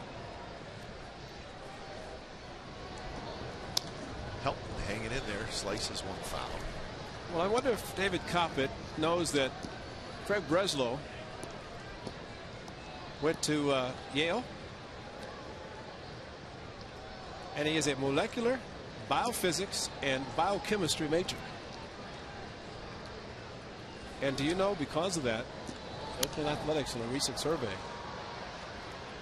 was rated the most intelligent team in all of baseball. No question about it. because Craig Breslow puts that scale up very high. You know what was surprising is I was shocked to see in Major League Baseball, I'm not even going to say the number because I thought it was a misprint, but I'll say it. Something like 66 players, managers, coaches, only 66 have degrees, college degrees. 66 total number? That's the number I read, which is shocking. And of course, Craig Breslow is in that category, and he just struck out Todd Helton on a fastball down the middle. Well, you got to figure how many guys signed out of high school. Sure. Maybe half. Or didn't finish. Or didn't finish college. Yeah. I mean, finished high school, but not college. But Craig Breslow did, and he is probably going to be a doctor eventually, but the way he pitches, it's going to be down the road quite a few years. But that is quite a double degree, double major.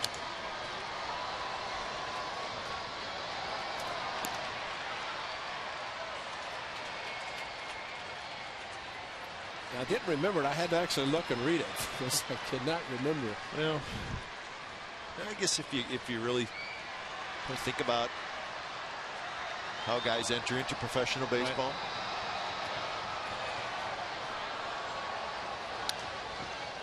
Garrett Atkins on an 0-2 pitch.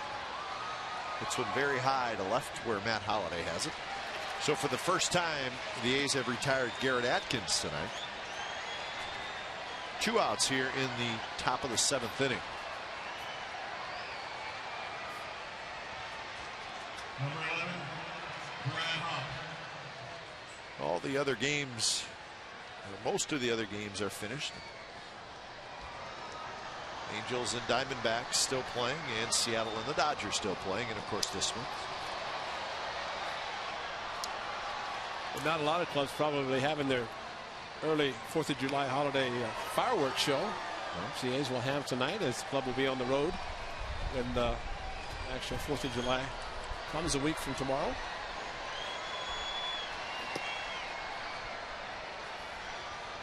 That's right. The fireworks coming up after tonight's game.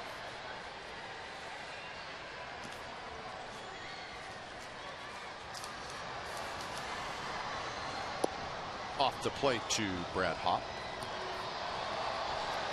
Was told that tonight's fireworks music theme is kind of a tribute to Rickey Henderson, and when he came up late 70s, they're going to have some funk music from the late 70s. So there's your theme. That guy learned. Genesito from the front office is the person who picks the theme, sets up all the music. She works with David Don? Yeah, Troy Smith and David Don, and she works closely with them. So Jenna does a great job picking out the music. It's one of the fun parts of the fireworks show. Fireworks go off to music. Yeah, absolutely. Synchronize it to the fireworks and music. And of course, as soon as they start, when the lights go down in the city. A little journey for you.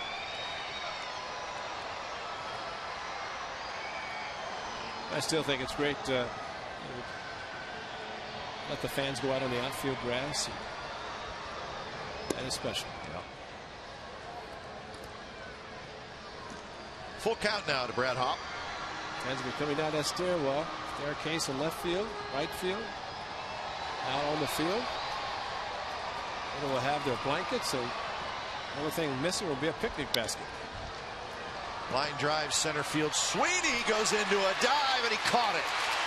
What a play by Ryan Sweeney in center field to end the inning. 7th inning stretch from the Coliseum. 4-0 Colorado.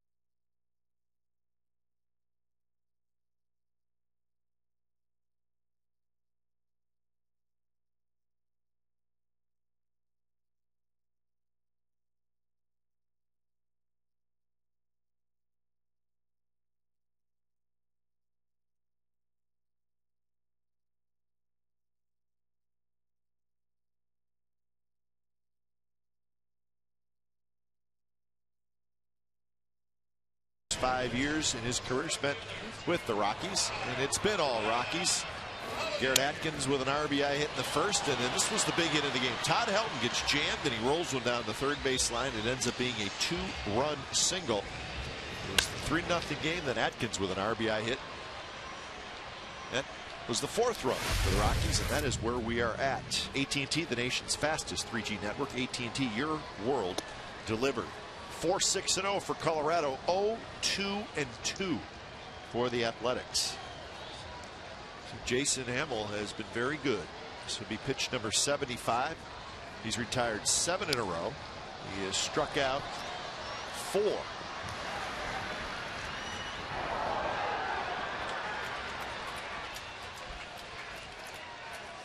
Well, Ryan Sweeney has, I mean, he's probably won a Gold Glove with some great plays he has made all season long. And could we see that in high definition again? Because look at this. Look at the reaction. You got to be kidding me. I don't know if he's upset that he caught it or he's upset that he didn't catch it. That's a very good question. I bet if we saw that again at a different angle, maybe we could see it. Now he's got a long glove. Oh. Yeah, I think he did trap him. Yeah. Yeah, I think he did. Yeah, I think he did too. Yeah, because there are times if the glove is laid down with the hand flat and the webbing, kind of an illusion where the ball hits actually the webbing, but it's on the ground. It looks like it's not caught. Matt Steris taught us that many years ago, but I think got away with one. But when you're a Gold Glove center fielder, you can make those plays. The umpire automatically figures it's a catch.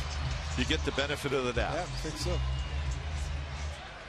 1 out for Jason Giambi as Matt Holliday strikes out. So Jason Hamill has struck out 3 consecutive A's hitters.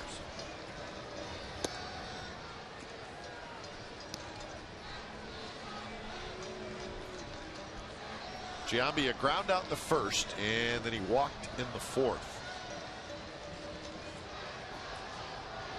4th inning, it was when the A's had their best shot. A 1-out double by Holliday, and then Giambi walked. So it was 1st and 2nd and 1 out.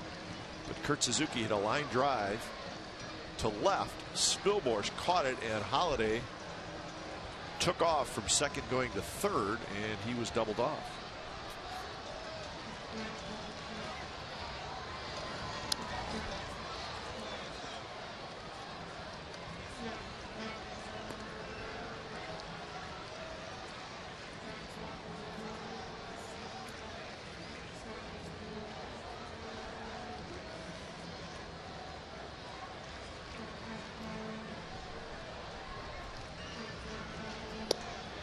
That's a good pitch right there. Inside corner at the knees.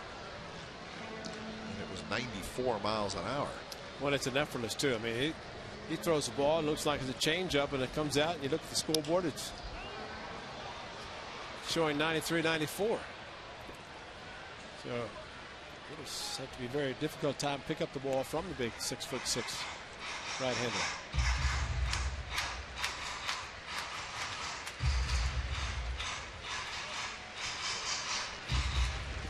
Casilla continues to warm up down in the A's bullpen.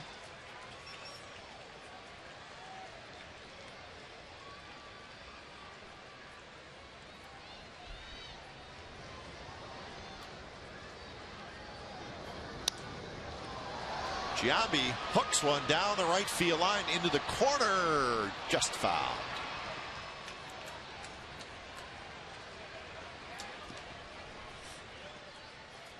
Giambi will grab the bat.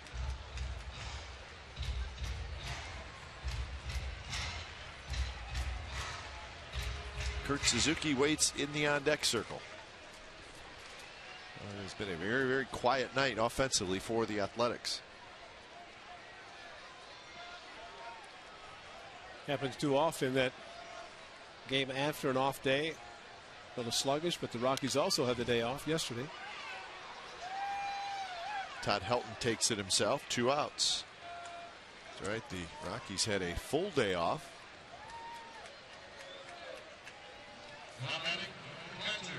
Coming from Anaheim. See the numbers for the Angels in interleague play. They have really taken advantage of the National League teams, the West, as their record has been very good.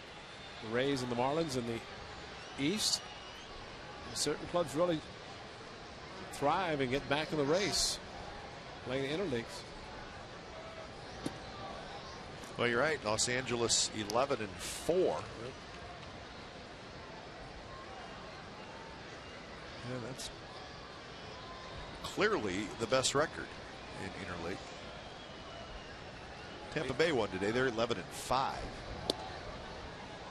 looks like the Angels are going to be 12-4 following tonight. They're commanding lead in Arizona. But for many years, the A's were right there. Interleague play first started.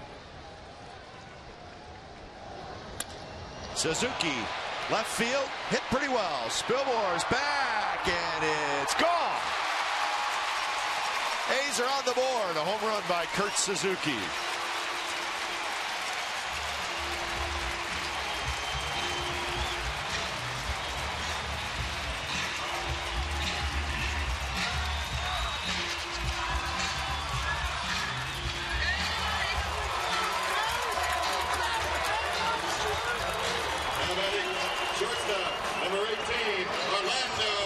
Throws a fastball 91-94. Scoreboard said 85. That would have been a changeup a little bit too hard if that's the case, and Kurt Suzuki did not miss it. That one's hit hard right center, and nobody's going to get it. Up against the wall. Cabrera with a double. So a home run and a double and some life offensively for the Athletics. Kurt Suzuki, home run against Nomo, the right-hander of the Giants, and then pitch right into his wheelhouse. And the A's, thanks to that home run, a pitch that was up to Kurt Suzuki, just barely made it over the left field fence. Spilborn going back, looked like he might have a chance, jumped and can't run through the wall. Bob Apodaca is the pitching coach for Colorado. That's Tommy Reynolds, the bench coach, who was on the phone.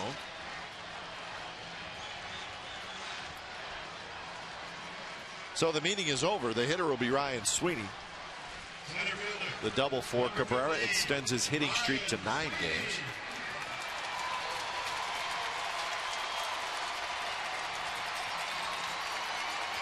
Garcia Parra, he's ready to pinch hit.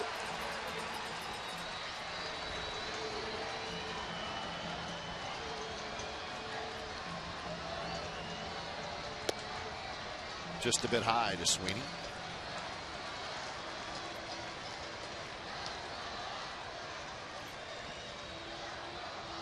So the A's had just 2 hits through the first 6 innings, and they've had 2 hits in the last 2 batters. So 4 hits total. Sweeney high and fouled on the left field line, just behind the A's bullpen.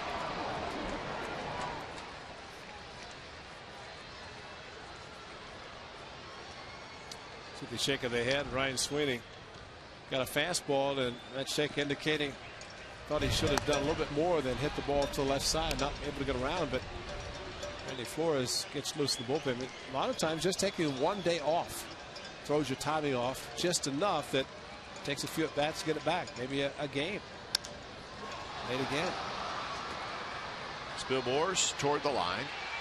He's got it side retired. Kurt Suzuki with home run number 5 on the air. So the A's are on the board. We head to the 8th inning. It's the Rockies 4 and it's the Athletics 1.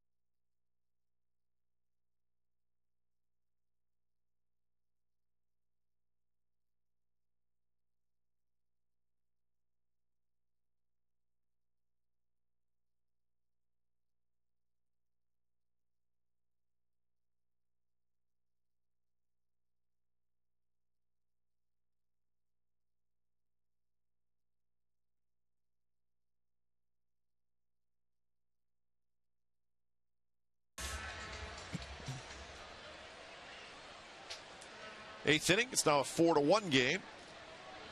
Rockies come to bat against Santiago Casilla. Craig Breslow with an inning of work and 1 strikeout. Casilla faces Tulowitzki, Iannetta, and Stewart.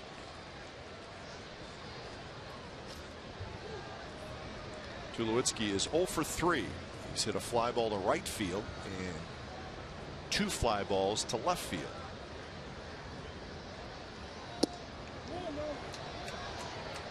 No swing. Tim Timmons, first base umpire.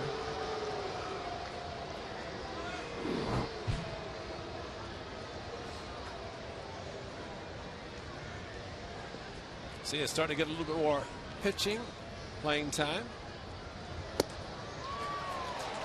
Which is good to see, especially good to see the good fastball that he's throwing for strikes pretty consistently.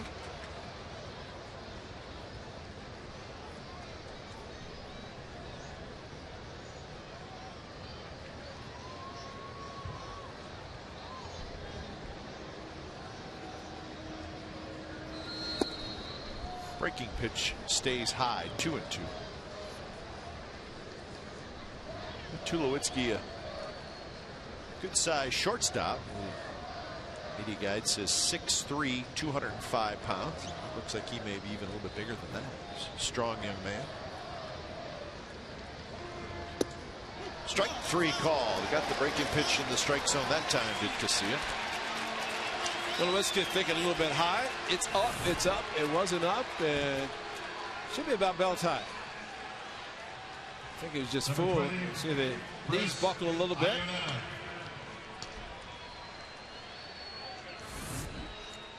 But it's not like the National League players coming into an American League park and seeing American League umpires. These are all umpires that are used throughout baseball, both National League and American League parks.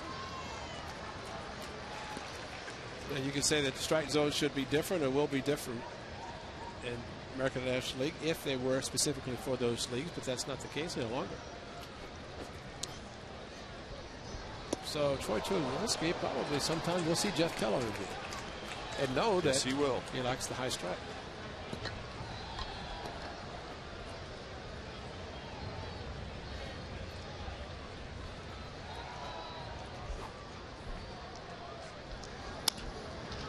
Hit hard on the ground, and the shortstop Cabrera has it.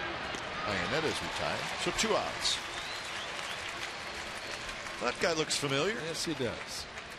Don Baylor back with the Rockies. He was the first ever manager for the Colorado Rockies. He was there for 6 years, from '93 to '98. Also managed the Cubs for 3 years.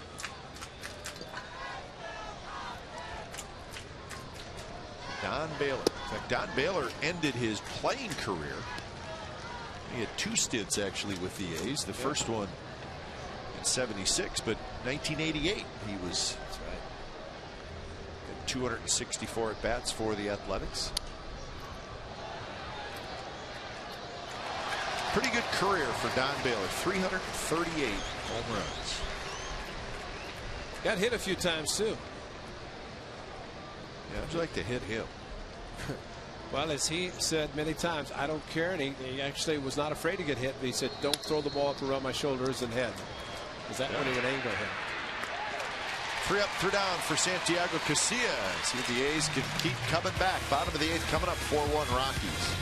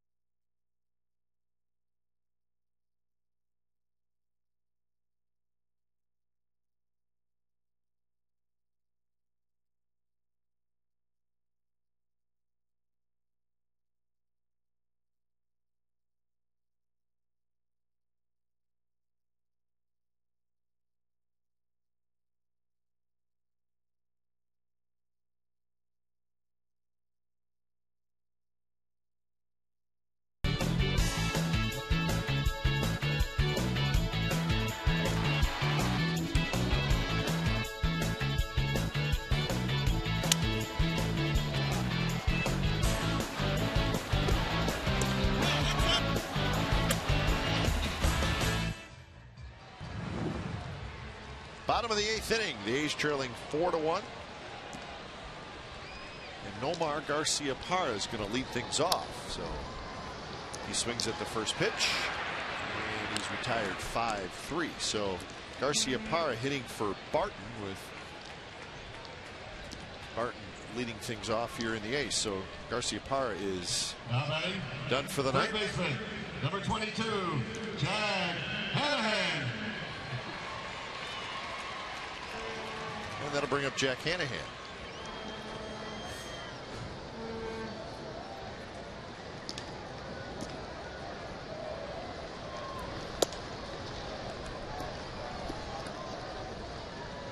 So Hanahan, pop out to short and a ground out to first.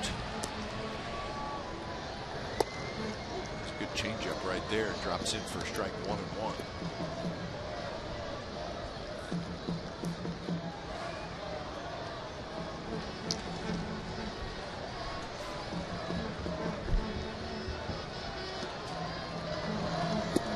Swing and a miss. So a changeup in for a strike down around the knees, and then a fastball up.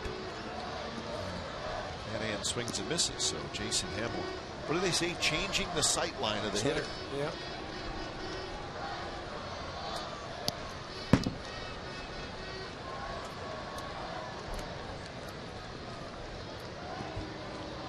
So the count even at 2-2. That youngster's hanging in there. He may get the CG, complete game. Because Danny Wilson wants the fireworks. That's right. Be 20-0. Nobody leaves the house because of the fireworks. Oh, that's how good they are.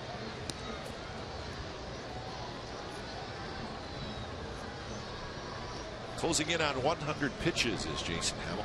As you saw, there's action in the Rockies bullpen.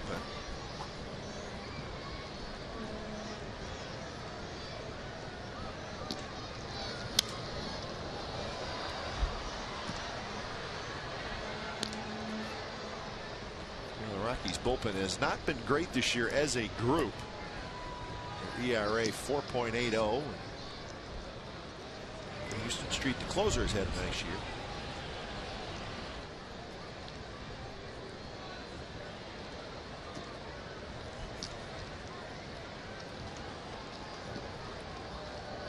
Another 3-2, and it's a walk.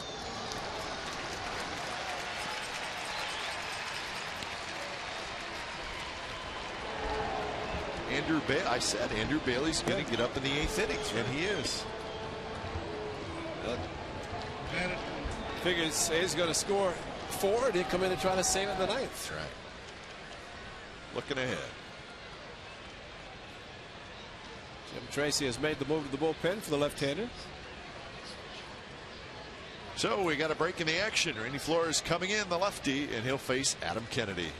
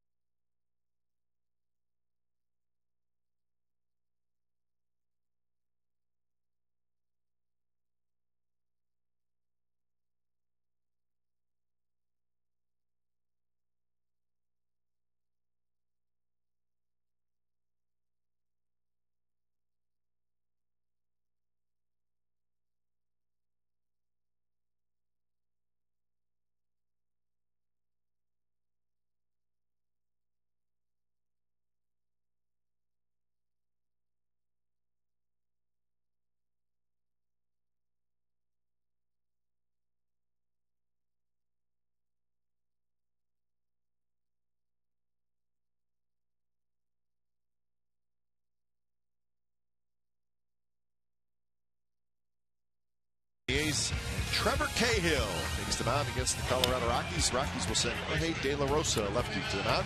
Coverage begins with A's pregame live at 5:30, and then the ball game at 6. It's right here in Comcast Sportsnet California, where the A's are always on. Again, that's Comcast channel 89. Again, 89 in the Bay Area. So we'll have that for you tomorrow night. Game 2 of the series. Trevor Cahill. So Jason Hamill is out. And a very good night as he's looking for his 5th win of the year. He'll need 5 outs from his bullpen. Randy Flores, the left-hander, comes in.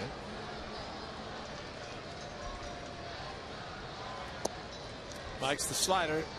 Has the 4 pitches, but out of the bullpen, pretty much a sinker slider pitcher. Yeah, looks like Ron Flores. They do look alike. Are they related? Yes. Yes. Ron Flores, lefty, pitched with the A's a couple years ago. This is his brother Randy. Randy Flores spent the last 5 years in the St. Louis Cardinals organization, and most of that time in the big leagues. So that would mean Flores and Kennedy were teammates last year. Down around the knees on the outside corner, 2-2. Hanahan is the runner at first. He got the 1-out walk. Jack Cust waits in the on-deck circle. So, boy, if Kennedy could get aboard, bring the tying run to the plate, and it would be Cust.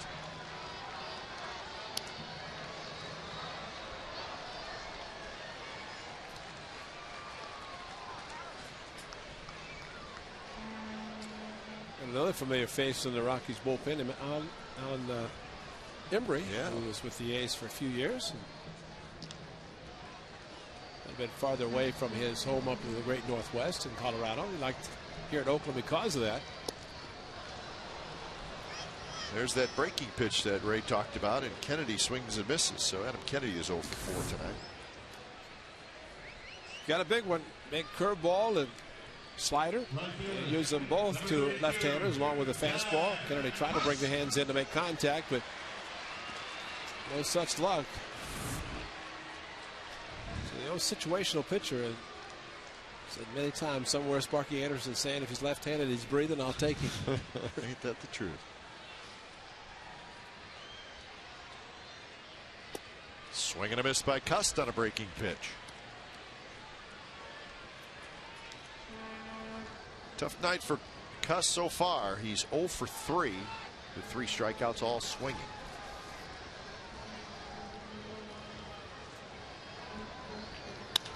It's that one up the middle, and it's going to roll through into center field as Flores tried to get a piece of it, and it knocked him down. I think it may have got a piece of him. I was going to say, I think it did. It got him somewhere because the ball was hit very hard and it slowed down considerably. I mean, that's exactly where Todd Helton's rubbing. It would be the back of the left arm. The follow through, and Jack Cust right back up the middle and put his glove up, but it got him in the back. Jason Hamill was a little luckier. And I think also Flores might be a little lucky as well, considering it kind of as a glancing blow.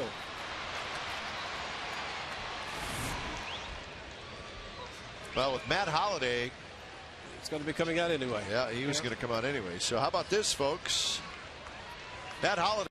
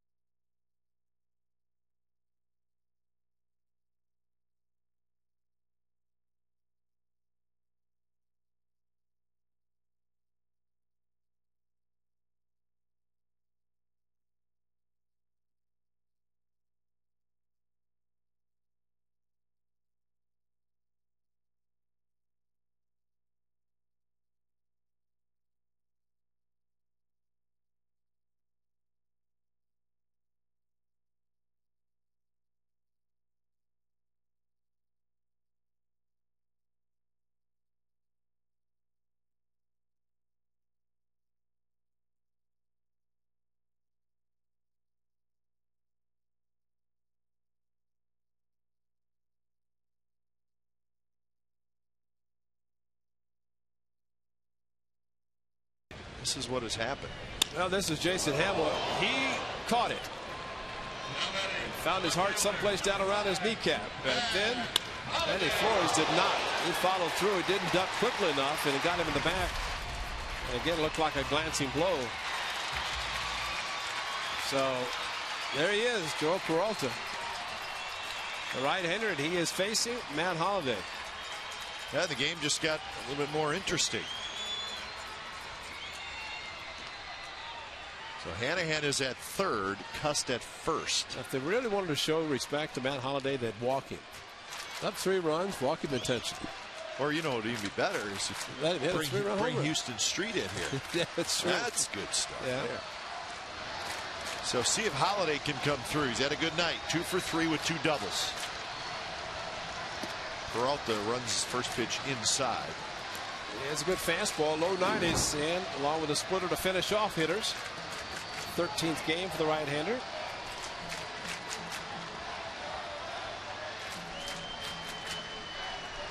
Jack Cust could walk to second, a very high leg kick, but that's just not necessarily the tying run that would be put in a scoring position. So Jack Cust, I'm sure, will stay exactly at first base, not take a chance. But Peralta is concentrating on the hitter, and that's it. Make a mistake with a split finger fastball and tie the game. 3-0. Peralta started the year in AAA Colorado Springs. He was called up in the middle of May. By the looks of the ERA, 1.42. He's done a decent job. Jason Giambi in the on-deck circle, and nobody listening in the bullpen.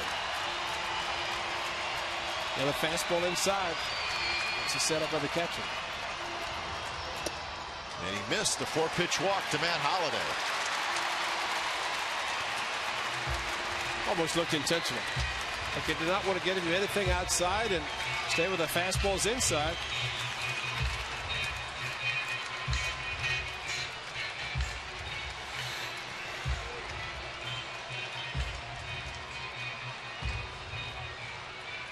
Now you make the determination, the young center fielder is doing. There's a runner going to third. Is this a deke? Is he trying to get Cust to go to second, or did he just throw the ball in the ground? You know what I think happened? He said, I better not try to go to third. Oh, I can't get him. I better keep Cust at first. And so he 30 feet away, and he threw a one hop. It was right there. It's right near the bag. Throw. It's close. That was a great throw. But, you know, look to third, throw to second. Yeah. Keep the throws down. You see the divot? Throw. But that was, there's no way he's going to get Sweeney going to third. Well, that's why he, or Hanahan, that is, going to third. And he realized if he threw to third, Cust went to second, then that's in trouble. Meanwhile, Jason Giambi.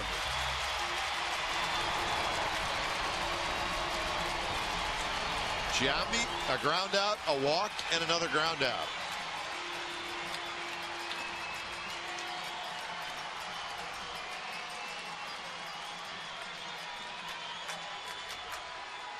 Setting up inside, and a swing and a miss. 93 miles per hour and some pretty good movement from Peralta. Well, he likes to stay with the fastballs to lefties and righties. 4 in a row to that guy. Holliday to walk him, and now Giambi, first pitch fastball inside.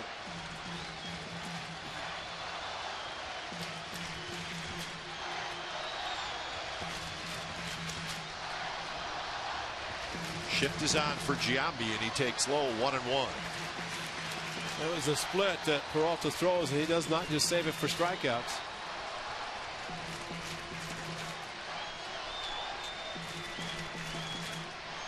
No doubles for the Rockies outfielders. They're playing very deep, trying to cut any ball off, because with Holliday's speed and 2 outs, ball in a gap, he can score.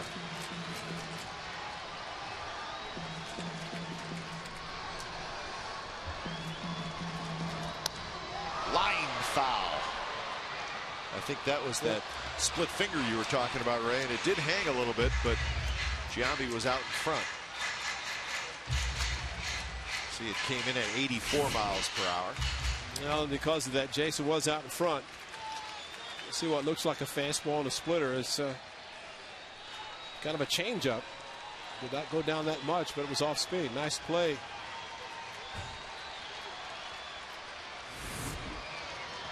What was that? They're practicing. Looking for a high fastball here. And Giambi lays off. So he's able to hold up to even the count at 2-2. Well, this is kind of the go pitch here if you're a pitcher, because you really don't want to go to a full count.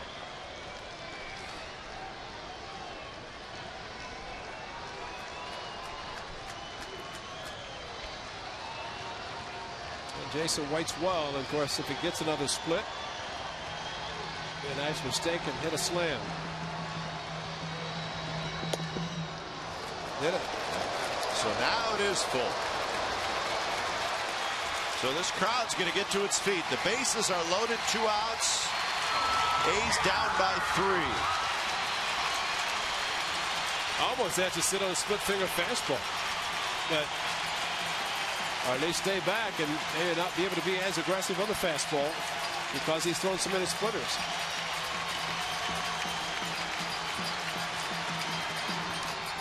And he threw it again. Yep.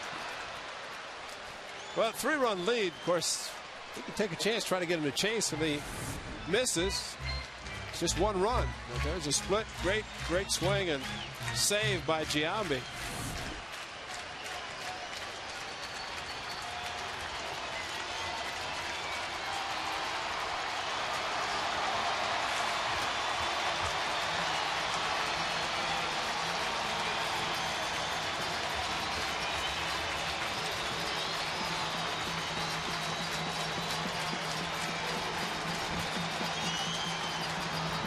And he threw the splitter again, and he walked him.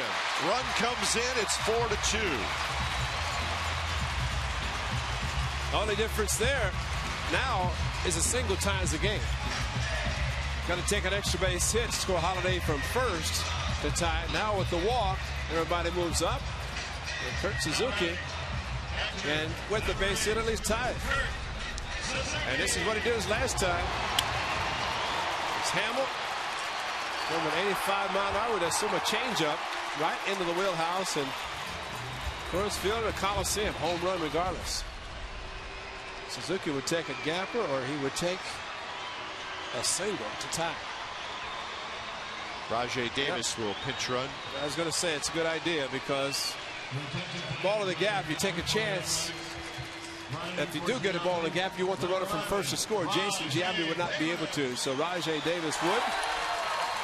And let's hope he gets the opportunity.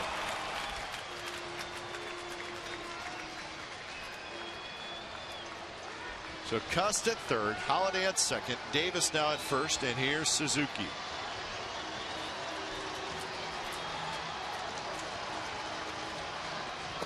Low. Just 1 hit in this inning so far. Rockies pitchers have walked 3.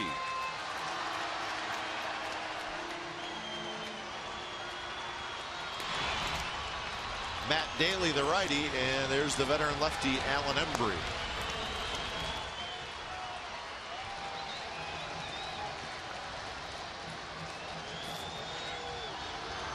Swing and a miss. Fastball that time from Peralta.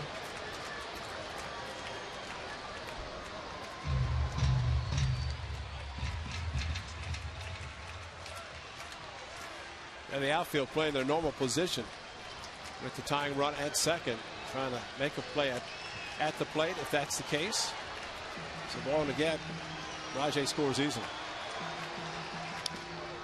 Popped up, and it's going to be foul territory and very playable for Helton, and he's got it. Side retired. A's get a run, so they creep a little bit closer. 9th inning coming up. Rockies 4, A's 2.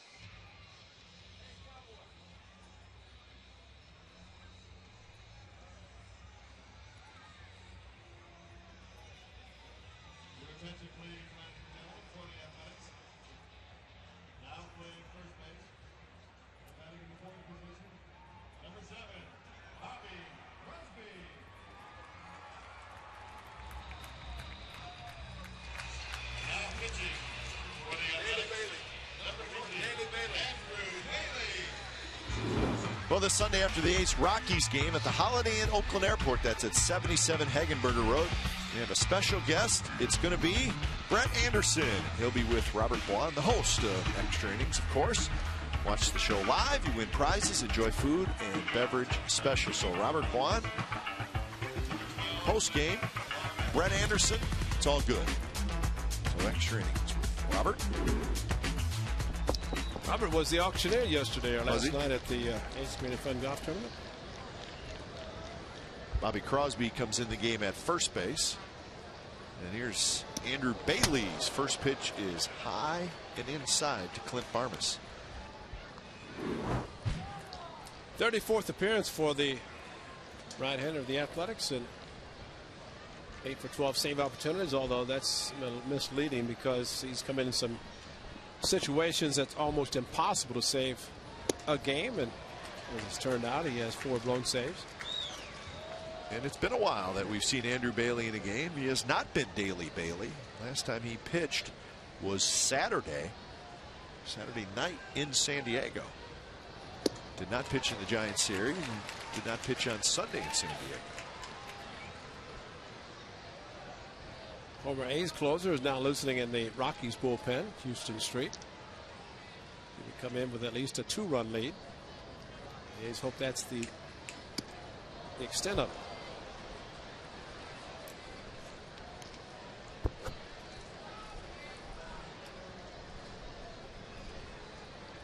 So 2-2 to Clint Barmas.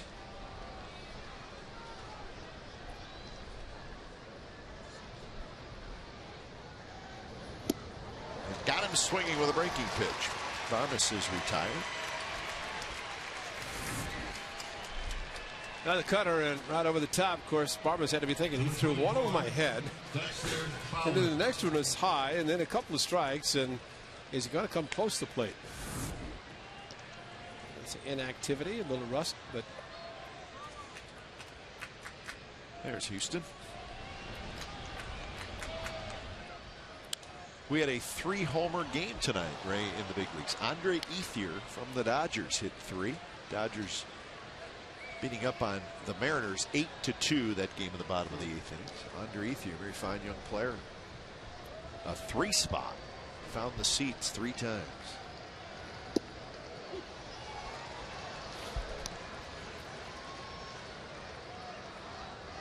Speaking of Andre Ethier, you see what Milton Bradley did today? Did you hear about it? Shocked me. Not good. He had kind of a tough afternoon go, and he struck out a couple times, and then in the 6th inning he hit a fly ball to left field, and he was not happy. And I don't know, he was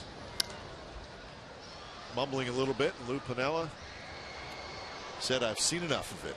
And the story I read, Piniella told Milton, said, "That's it. I'm taking you out. Go change your clothes, and you can go home." It's the 6th inning. Wow.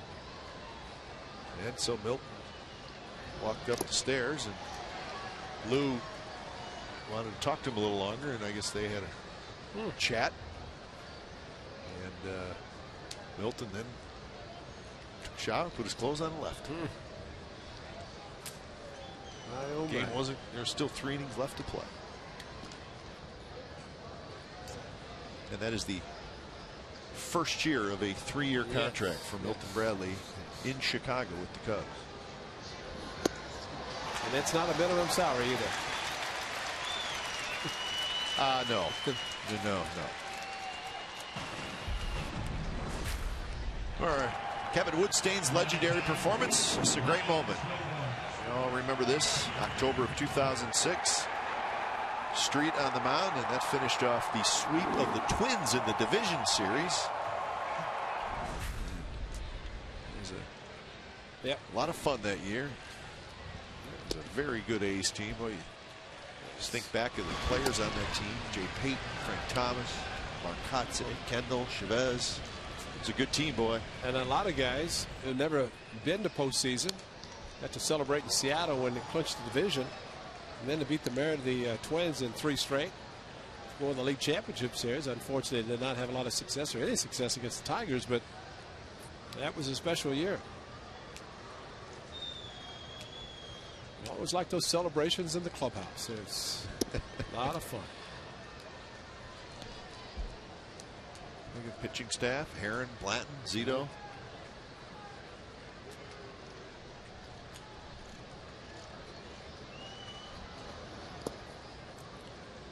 Two now to Ryan Spilmores. In the 9th inning, the A's will have Cabrera, Sweeney, and then the Barton spot in the lineup, which is 8th, which is now Bobby Crosby. So Cabrera, Sweeney, and Crosby. Bat goes flying, ball goes towards second, and Kennedy takes care of it. So Andrew Bailey has a 3-up, 3-down inning. Here we go, bottom of the 9th, folks. It's a 4-2 game. Houston Street will try to close it against his old team.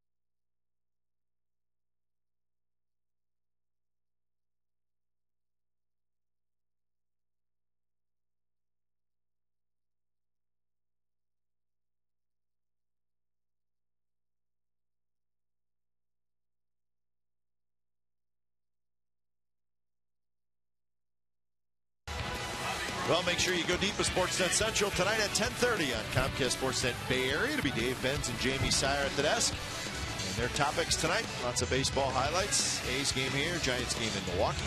Steph Curry will be introduced. He had his press conference today, the Warriors' first-round draft pick. So a lot going on tonight on Sportsnet Central. Check it out.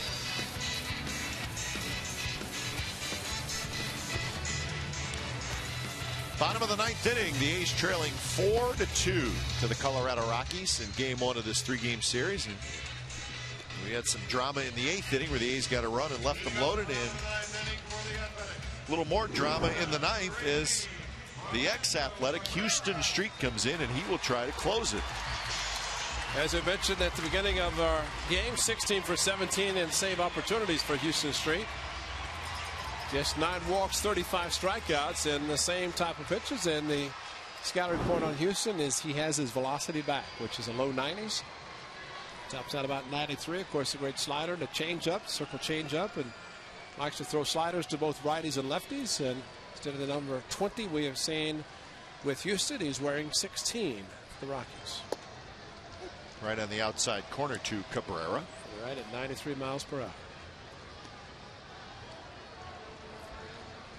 Cabrera a double in the 7th, so he's 1 for 3.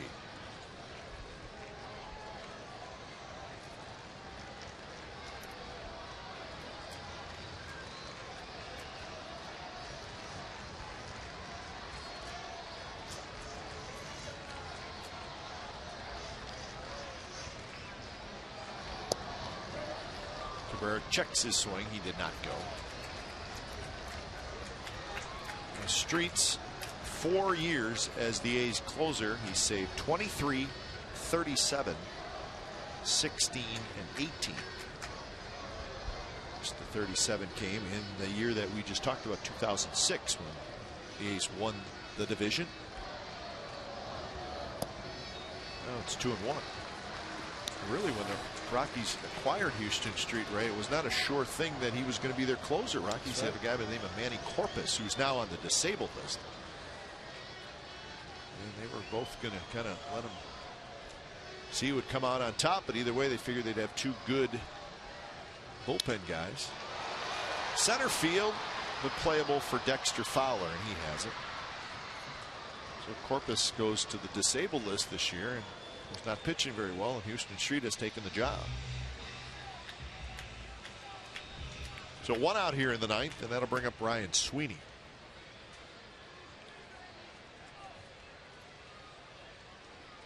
Number 15, Ryan Sweeney. Ryan Sweeney looking for his first hit. The A's have 5 hits in the game. The Rockies have 6. A's have stranded 6. Street gets ahead with a fastball. That one clocked at 95 miles an hour. So indeed his velocity is back. I think with Houston, especially last year, maybe even 07 a little bit, trying to pitch through some injuries, and anytime you are trying to do that, you alter your delivery. In the case of Houston, cut back on his velocity a little bit, especially the sharpness of the slider.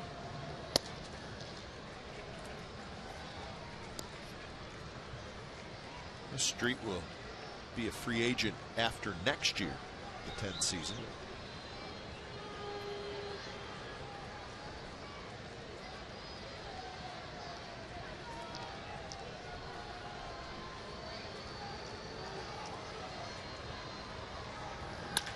Shot off Street. He scrambles after it, throws it underhand, and he gets the out, and he immediately lets the dugout know that he is okay. Wow. That's unbelievable. 3 in one night. Right back up the middle, and Houston Street got it someplace. I think he got his glove. Now batting, number 7, Bobby Crosby. Look at the follow through. Watch his glove as he does follow through. He puts it down. No, it missed his glove. Got him above it, right in the midsection. Maybe says he's okay, and he pumps a strike in there on the first pitch to Bobby Crosby. 3 in one night. I've never seen that. And they have not been bloops either. No, they've been bullets back at the pitchers. All so through the Rockies. Excuse me, Ray. It's quickly 0-2.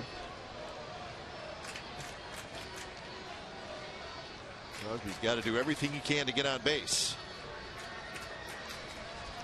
Landon Powell has come out into the on-deck circle.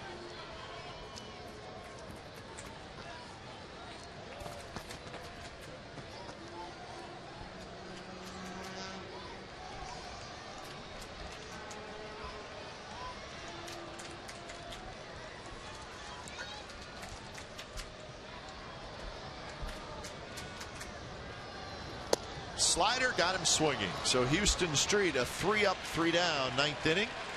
He picks up the save, and game 1 of this 3-game series goes to the Colorado Rockies. They win it by a score of 4-2. The A's continue to struggle in interleague